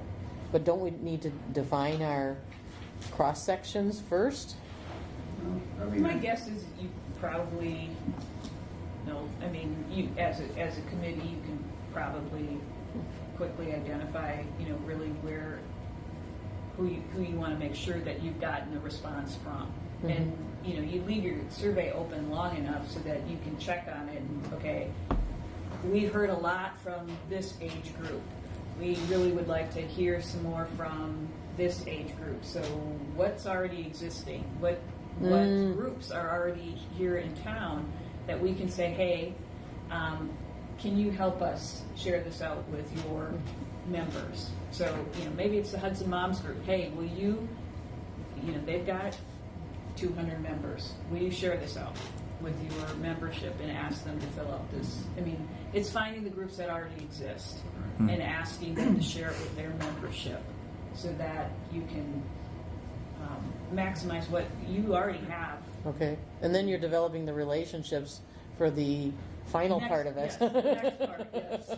We could ask everybody who has any EMS to distribute it to everybody. Yes. Can I ask a question? Of course. Is there any way that we could run two things in tandem? I'm sure that doing some sort of consultant piece is going to take some time. Yes. And I'm sure the public engagement is going to take some time. I'm wondering, to save time, can we do that in conjunction somehow? Me on the commission side? We could probably get the, What's that? That would be my concern too, is trying to do this in a timely manner, because moving forward with budgeting, there's going to be some significant needs, and we need to make sure they're addressed as well along the way. Yeah, I mean, if you put this in November as it stands, that would mean the next time we could hit the budget would be a conversation in 2019 for a 2020 budget. Great. I don't think you have that kind of time. The long-term plan won't be relevant because we'll implode before then. right, I just saying. okay. I hear what you're saying.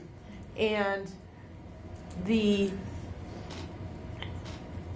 so we need to formulate a short-term plan to continue services through 2019, because it's unlikely that we're going to be able to have our answers before the beginning of 2019. There's just, and so we have to have an approach from both that will cover both the long-term plan and the short-term plan. Yes. And the short-term plan is going to be based on the model that Jim brought up, 2 full-time ambulances. You know, I mean, because that's what we are expected. That's what the state expects us to provide right now. So, so that's where we're at. Well, Jim? really, right now, we're not on this. The short term is still probably the plan that you put together. It's driven by part-time staff, and its reliability is not there. So the goal, the target is still full-time staff. Yeah, but we, for 2000, just back up for, 2019, that's, you're not looking at the 7 and 7. Ultimately, that's where we need to be. I know, but for 2019, well, I know you were trying to stage it because you knew no one would accept the dollars. Nobody would jump on it. Right. And that's not going to happen until there's a referendum. That's the only, to me, that's the only way that there's going to be the money to do what we're talking about is to get the referendum. So how do we have the short-term issues in 2019. What's our structure? What's our model going to look like? Model 3A or E or whatever version it is of that. There need to be some supplemental funding to increase wages, anything to keep people around to get to the next phase. Yeah, plus the construction of the facilities. The new facilities. So there's going to be some significant operational increases just next year alone, just to get the stability to make it the next step in the game. That raises something else I've been thinking of. We've been talking about a new building, which is going to cost X millions. Maybe we should make a package of this. New building, different staffing model, better reliability, blah, blah, blah, and make that our long-range plan. And sell the whole package to the community. One of the things that Tracy said to me this afternoon was, people want to believe that they've got a part, that they're playing a part of the decision-making process, not that the decision has already been made for them and that we're just looking for approval of that decision. And so based on what we learned during the Lakeview contract, I think that we do need to step back and we need to get public input at every step of the process. And then use that feedback to develop the next step. I think there's, in following up on what Bill said about going 2 paths, we do need to step back and validate some of these things we said about what our community wants. And we definitely need to do that. And at the same time, we start communicating to them about, here's the reality. here's what it costs for an ambulance. Mhm. This is reality. And here's what, and here's where we are today, and here's where where we want to be. Well, But we don't know those costs yet. That's a problem. but this was one of the things that John Bucknell told us, was that we need to educate the public and give it to them piece by piece and give them time to digest it before we give them the next piece, so that, because there's so much information here, Right. and it's taken us 8 months to gather it all and understand it. So it's okay to put it out more gradually to the public, give them a little time to digest it before we give them the next piece. But now the other question was, all right, it's going to take some time to do a study. We can start working on identifying the organization that will be doing the study and gathering information on who might be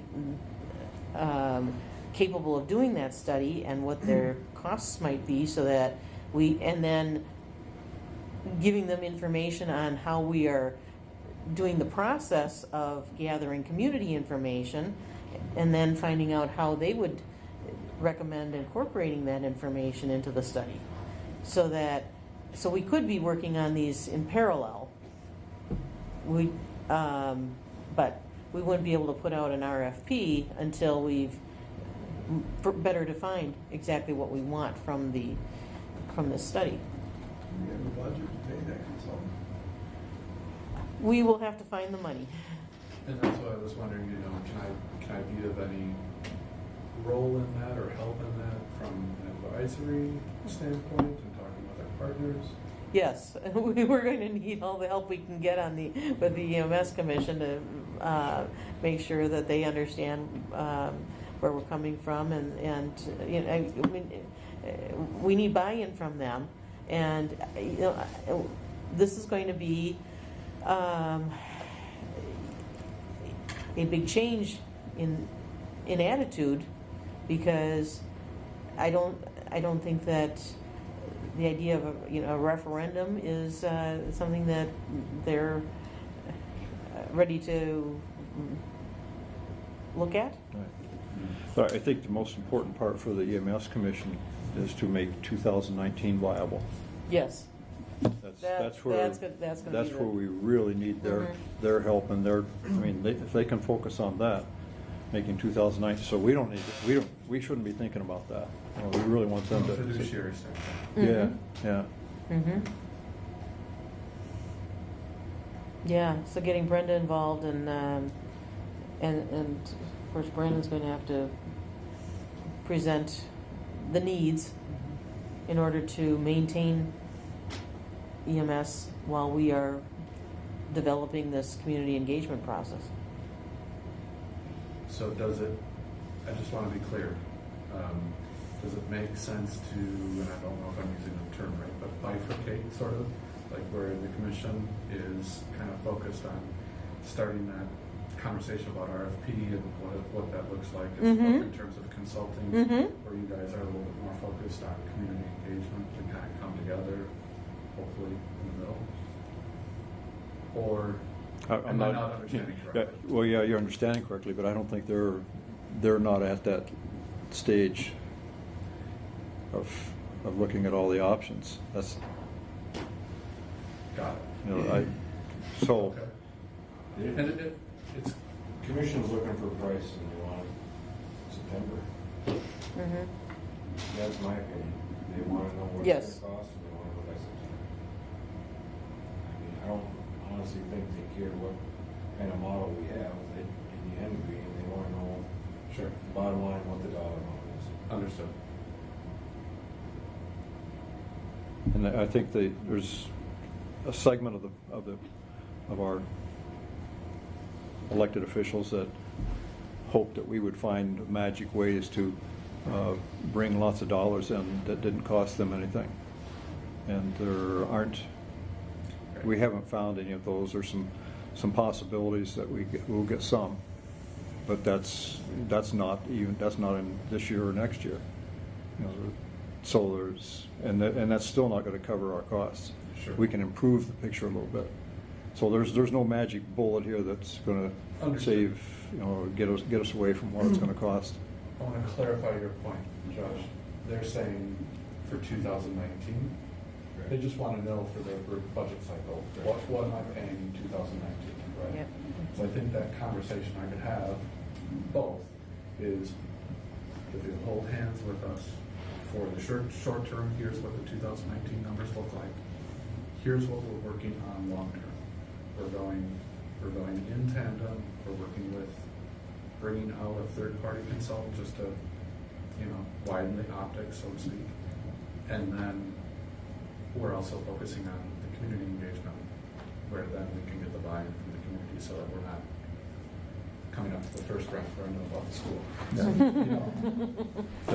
Now that's a place where they may be able to help us because we don't have any real inroads to their communities.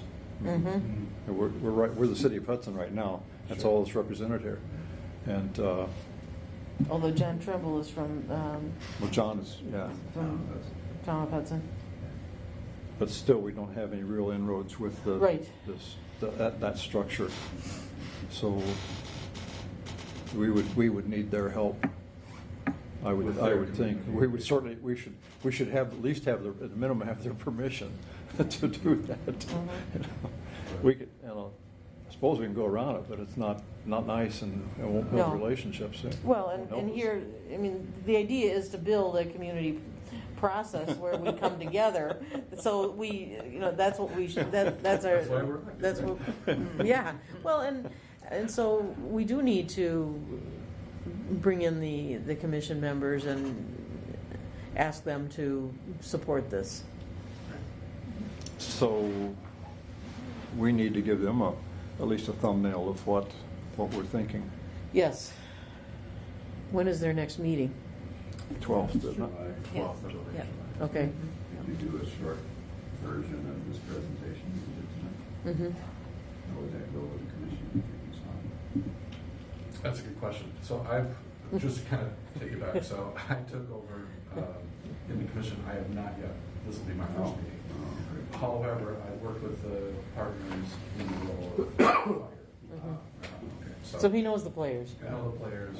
I have a good rapport with them. So, but I mean, yeah, I would say condensed. Yeah. I liked all the information again, but you know, you can get that. They know a lot of it. Right. So. And some of it would not be new information to it. Yes. We might find points where we agree or disagree, and then that would be good to know. I would appreciate, you know, you have all this information. Here's where you see going forward. We get there. Yeah. And then we're kind of doing a blend of the two methodologies. Are we out of? I mean, really, there isn't. I mean, you know the community, and you've got it's complicated because you have, like you're saying, you've got your other municipalities that you need to convince, right, to have on board with you. They need to be partners in it. And I would agree that you need that additional information because it's hard to discuss options without knowing what they need or what what does that actually look like. It's one of the questions that we should be asking for our partners is, do you want, for the individuals, the citizens, do you want to be part of this City of Hudson based EMS as we're structuring it? Or do you want to go elsewhere for which is one of the threats? Is that, nope, we'll go elsewhere. We'll contract with somebody else. We won't pay them. They'll just pay whatever we pay. Or the Village of Hudson will call 911. They will dispatch us to pick them up, even though they're not paying the per capita. in which turn we'll turn around and try to charge them more for run. And it's not going to be a win-win for anybody on that. You know, so that's the kinds of things that could happen. Or they could say, okay, now we're going to go with Lakeview, like St. Joe is, and what's going to do is extend the time. Or Lakeview is going to then turn around and call us, say we can't cover it. Can you guys go? I said, oh my gosh, that's just a talk about getting into the swamp. The best options are for them to stay partner with us, you know, to make it work, because it's just going to get messier and messier and messier if we start losing our partners. That's why I think that this whole, everything that you guys are talking about, I think something needs to come from city council as a whole for the commission. Because the commission's going to turn around and ask, well, is the city of Hudson behind us? Do they support this plan or this goal or this? Now, the council's going to ask us, does the EMS commission support this? Well, understandable, and that's the problem that we've had here since I've been here, is that, you know, who makes the decision? The commission make the decision, or does the city make the decision? You know, some stuff has been flip-flopped. You know, you go upstairs to do it first, and they go, no, you gotta bring it back to the commission. Some stuff you bring to the commission, they go, no, you gotta take it to the city. So, Okay, we have a July 9th council meeting. right. What do we want to bring to the council? And get feedback on. I think the council as a whole needs to city council as a whole needs to support funding their EMS service. Because if the city's not going to stand behind it, then we might as well stop. Mm-hmm. It's already be blunt and straight to the point. I mean, we don't have a good city backing that's going to go and sit down with these other municipalities and, hey, North Hudson, hey, I understand you guys are having problems. Let's see if we can work something out. You know, let's see if we can, you know, figure a way to make it easy on everybody. Yeah, me and Brandon don't deny that this is a huge burden. I mean, it's a lot of money. Mm-hmm. But Is the question something before that, though? Because that feels a little bit like you're backing into a corner on both of it. So is the question more of, do we, and maybe that it's already been answered, does the commission support coming up with a sustainable solution? I think they do, but the problem is that I think our partners want more equal funding. Well, and that may be part of I that. shouldn't say funding, I should say cost share. Right. But that isn't that part of, you know, when you're looking at your options, I mean, doesn't that come out in your assessment of options?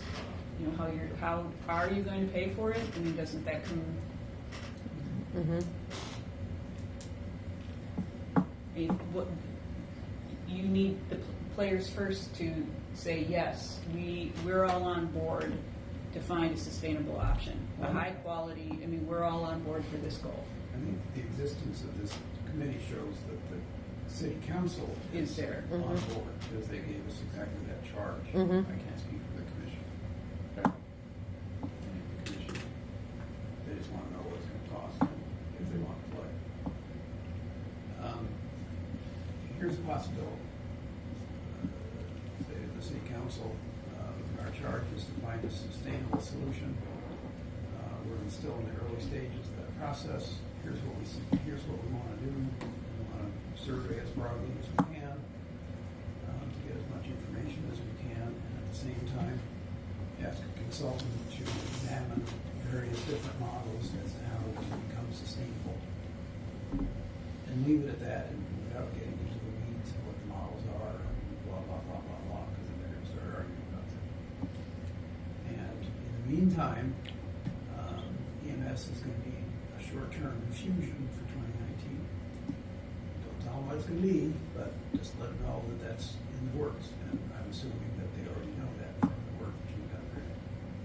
And there's two funding sources we're going to have to identify. next year's operating budget, and then the consultant. Right. And so we need an allocation for our consultant. And Brandon's gonna tell you what we need. Brandon will tell us what we need for next year. Like I said, we can't have that conversation without that number. Which number? The consultant. What it's gonna cost in 2019. The consultant. Or what it's gonna cost in 2019. I don't think, I think that's the larger number by far. I'm sure it is. But I don't think that's an issue for this committee. No, but that's one of the issues. Let me see. Thinking I mean, the only question I would like, or the only answer I would like to any question proposed to the city council is that if we're gonna spend $20,000, $30,000, $40,000, $50,000 for a consultant, is the city gonna actually look at it and do something? Right? This place has been studied to death, and I can show them all to you, and they all say the same thing, and we're still in the same problem. So, if you want to spend $65,000 to do a study and see how we can make the service better, fine. I just want to see the result that says, okay, this is what we're going to do. If not, give me the $65,000, I'll get more trucks over there. Yeah, it is a laughing matter, but give me $65,000, I'll fill the schedule.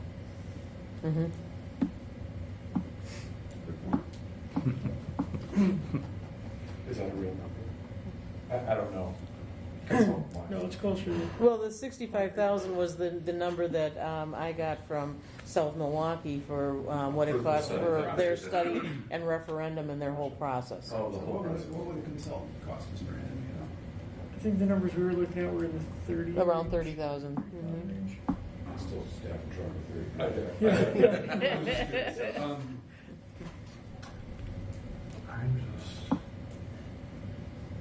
And that's the biggest thing I got nothing against doing a study if that's what the city wants to do to try to figure this out. But if there's no result, if there's no end result, all right, maybe we need to separate the budget from this process. That just confuses the thing, and any budget topic just escalates the issue. So I would just assume that's not part of our conversation on July 9th. That it's. So with what we talk about is the process and what we need to do and what we're going to need to fund this process. Funding 2019 EMS is a separate discussion. And I'm wondering if there's a solution between, right? Because yes, they need to know the 2019 budget, and are they going to be on board or are they not going to be on board, right? But if the council could come forward with a budget and a means to say, we are doing a study and we're doing community engagement, the result of which will be by X date, and have that as our goal, that if you hold hands with us for 2019, here's the budget, we will have a solution for, I don't know if it can be the next budgetary cycle. I mean, that just seems like it's going to be too egregious to get all the ducks in a row. But okay, we've got. We're figuring that if we were to run a referendum, it would be in the fall of 2019, so November of 2019. So it would be in time to incorporate into the 2020 budget. I see. So that's why we have to get through 2019. And if we start now, Tracy said the process takes about a year. We have, so a year from now, we should be in a position to figure out our referendum question and have a pretty good idea of whether it would pass and what the public is thinking.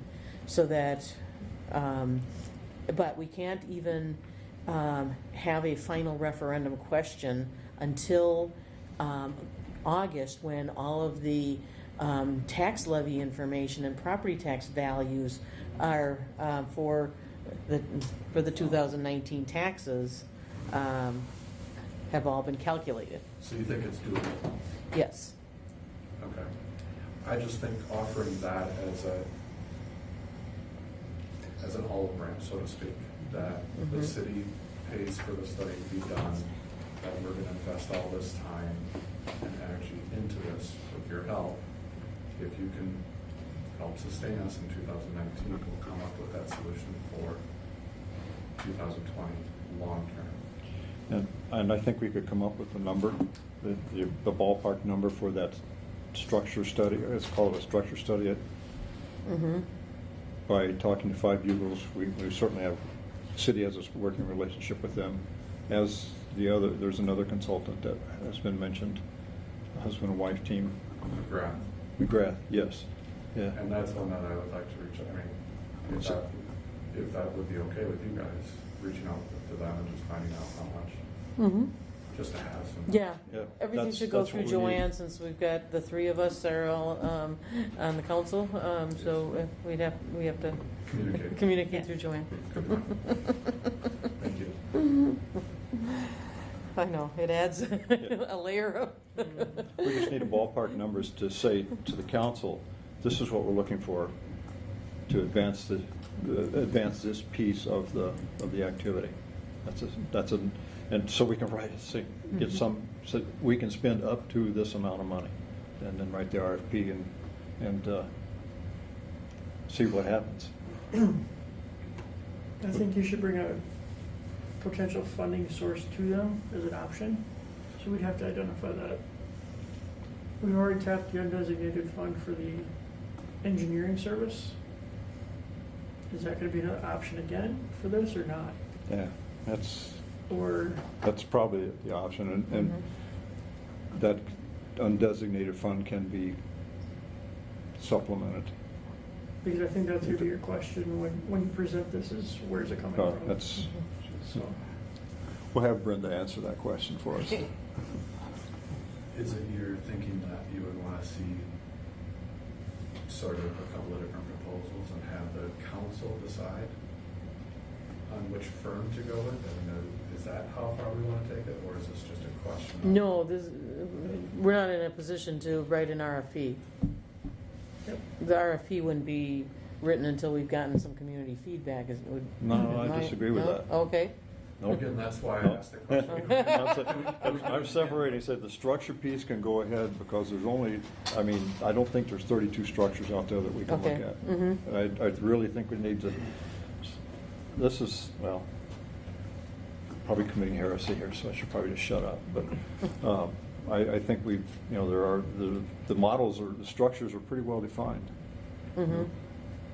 So what's the consultant? They're going to look at the different structures and say, here's the costs of these structures, here's the advantages of these structures, here's how many people you would have to hire in order to have, my big example is fire EMS. We have to have full-time fire people in order to have fire EMS. That's another cost. The other option, and this is just throwing it out there, is take the current proposal that we've put together and have the consultant look at the viability of that particular proposal and what cost it would be. Versus trying to, throw so many other options out there that people can pick from. Well, one of the goals was to be able to show the community that we've looked at different models, and then show them the pluses and minuses, so that they can help guide the decision on where we're going. And I think you as a group have all looked at those and talked through them through the meetings. So I think you've looked into the models. No, I'm getting confused. So the models. Structures. Structures. Okay. Sort of the delivery service. Yes. Not the by which we get there. Great. Okay. Thank you. But I think we need to share that information, and my take is I've had people tell me this is the structure we should use, this is the structure we should. I know this is it, and I know this is it, And if I say, no, that's not right, I have no credibility, because I have no background other than what I'm reading, and the latest article may be my sole influence. So I want somebody who is experienced in the structures and saying, yeah, the structure works for just kind of a city, with this sort of demographics and disbursement. But for a city like this, these are the structures that are probably the advantages and disadvantages of, and there probably maybe there would be 2 or 3 that would pop up as the best solutions with their disadvantages. That's then when I would want the community to say, yeah, this I'm willing to pay more to get away from this disadvantage, or I'm not. I'm willing. Yes. This is what I'm willing. That's. And an experienced consultant should already have that information on what works well for a community this size and what doesn't work well for a community this size. And so then we would be able to get that. They should be able to write that up pretty readily. And certainly there are 2 organizations that have been recommended that know this city fairly well. So I would hopefully that the amount of work that they have to do, new work that they would have to do, is minimal. They've studied us to death already. So. All right. So it gets back to we were disagreeing on. Okay. So let's start with the first item, which was the community engagement piece. It sounds like Bill and I are in agreement that we do need to step back and to gather more information from the community and get started. Do you agree with that? I agree with that. All right. So can we have a motion to start that piece and maybe have some kind of a framework for it? I'll draft a very brief questionnaire using yours as a model. Okay. And I can do it on Thursday, and I'll just review it with the committee. Okay. All right. So. Pacing this conversation along. I've got to go Yes. pretty soon. Yeah, I know. It's getting late. Can we meet a week from tonight? Continue this conversation. I'm not available a week from tonight. Okay. I'm sorry, did I interrupt? Yeah. No. Okay. Go for another 10 minutes. Okay. 10 minutes. And yeah, it's time to wrap things up. Yeah, next week is pretty busy for me.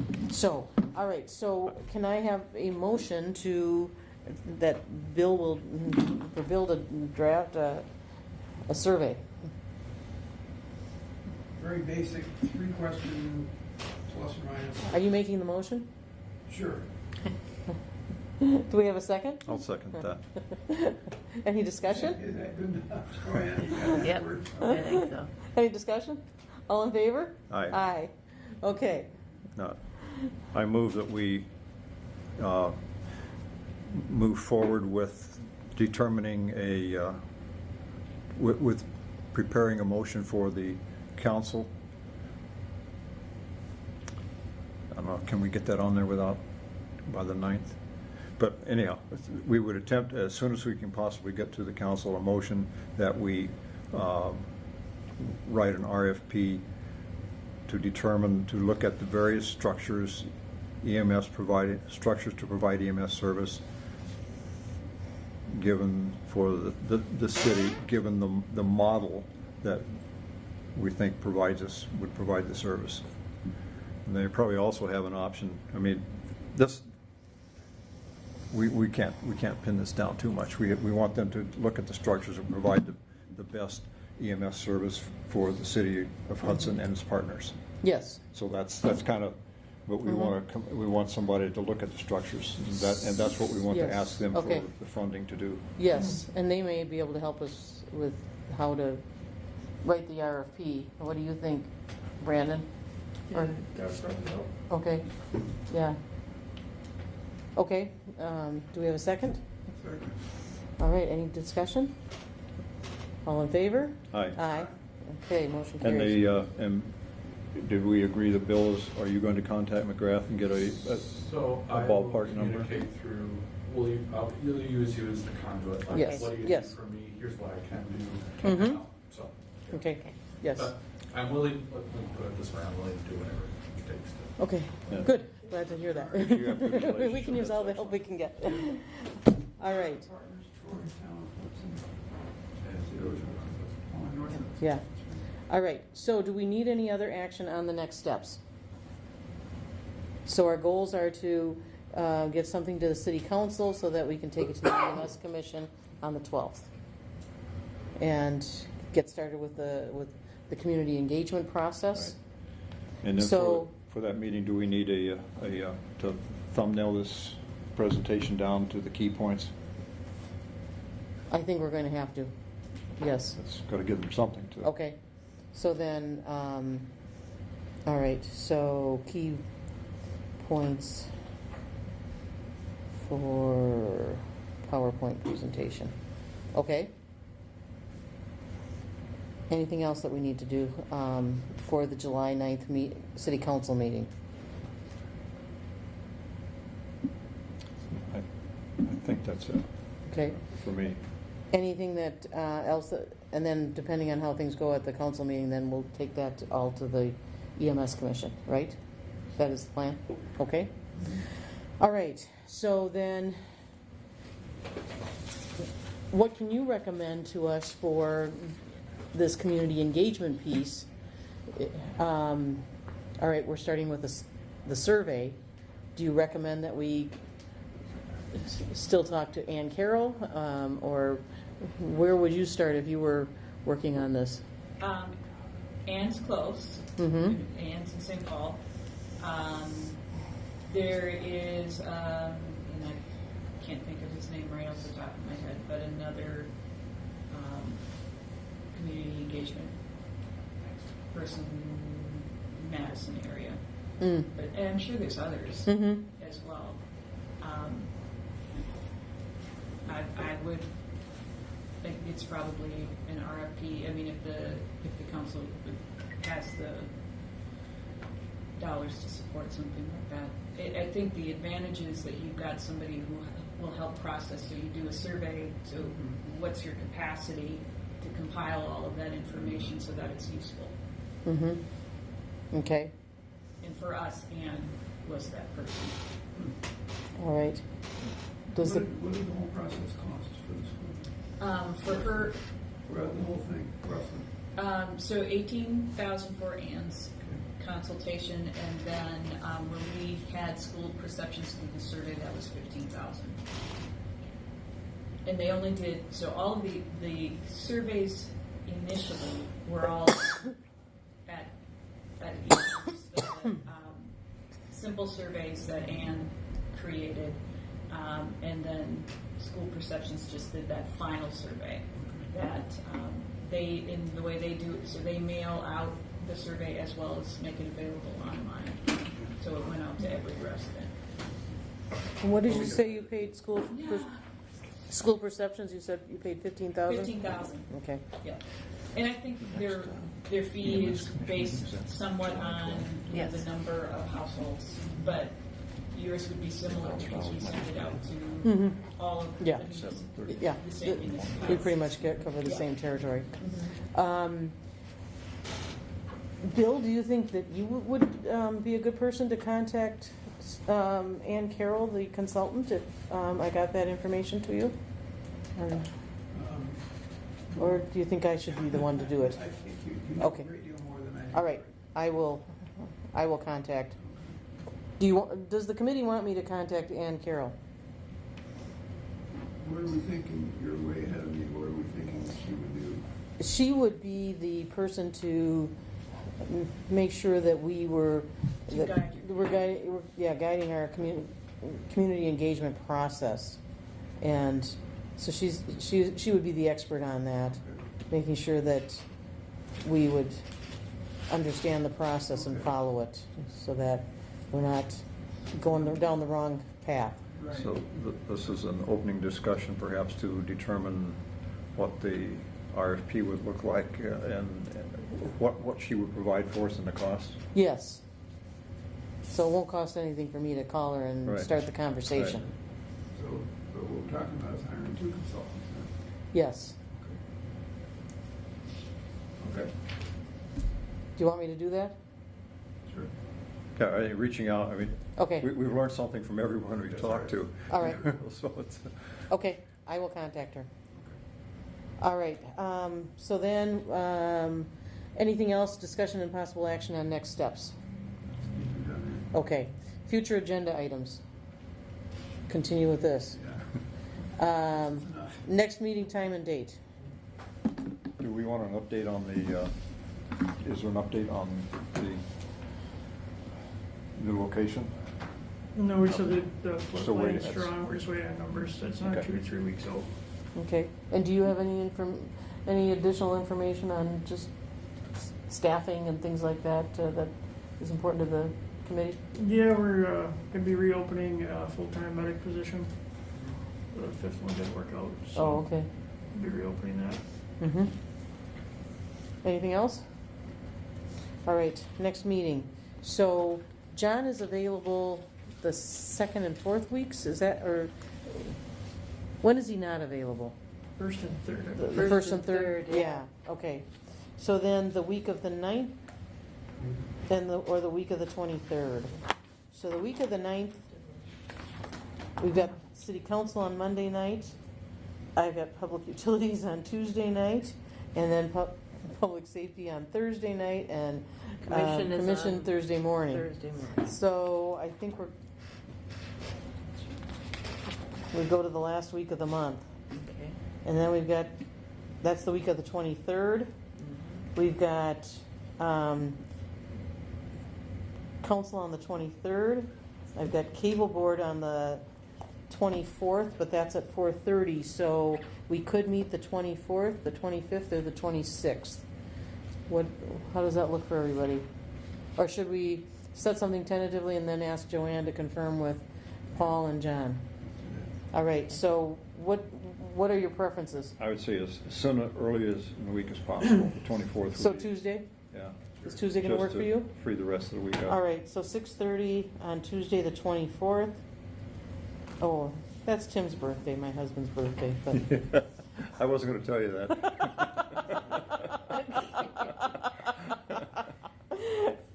oh well, he'll understand. He doesn't like getting older anyway, so. Is 6:30 a good time? Is that? Yeah, I think that works pretty well because. Okay. Tuesday, July 24th, 6:30. 6:30, yes. All right. Anything else that we need to discuss? Do I hear a move to adjourn? So moved. Do I hear a second? I don't want to talk tomorrow. No. All in favor? Aye. All right, we are adjourned. Thank you, everybody.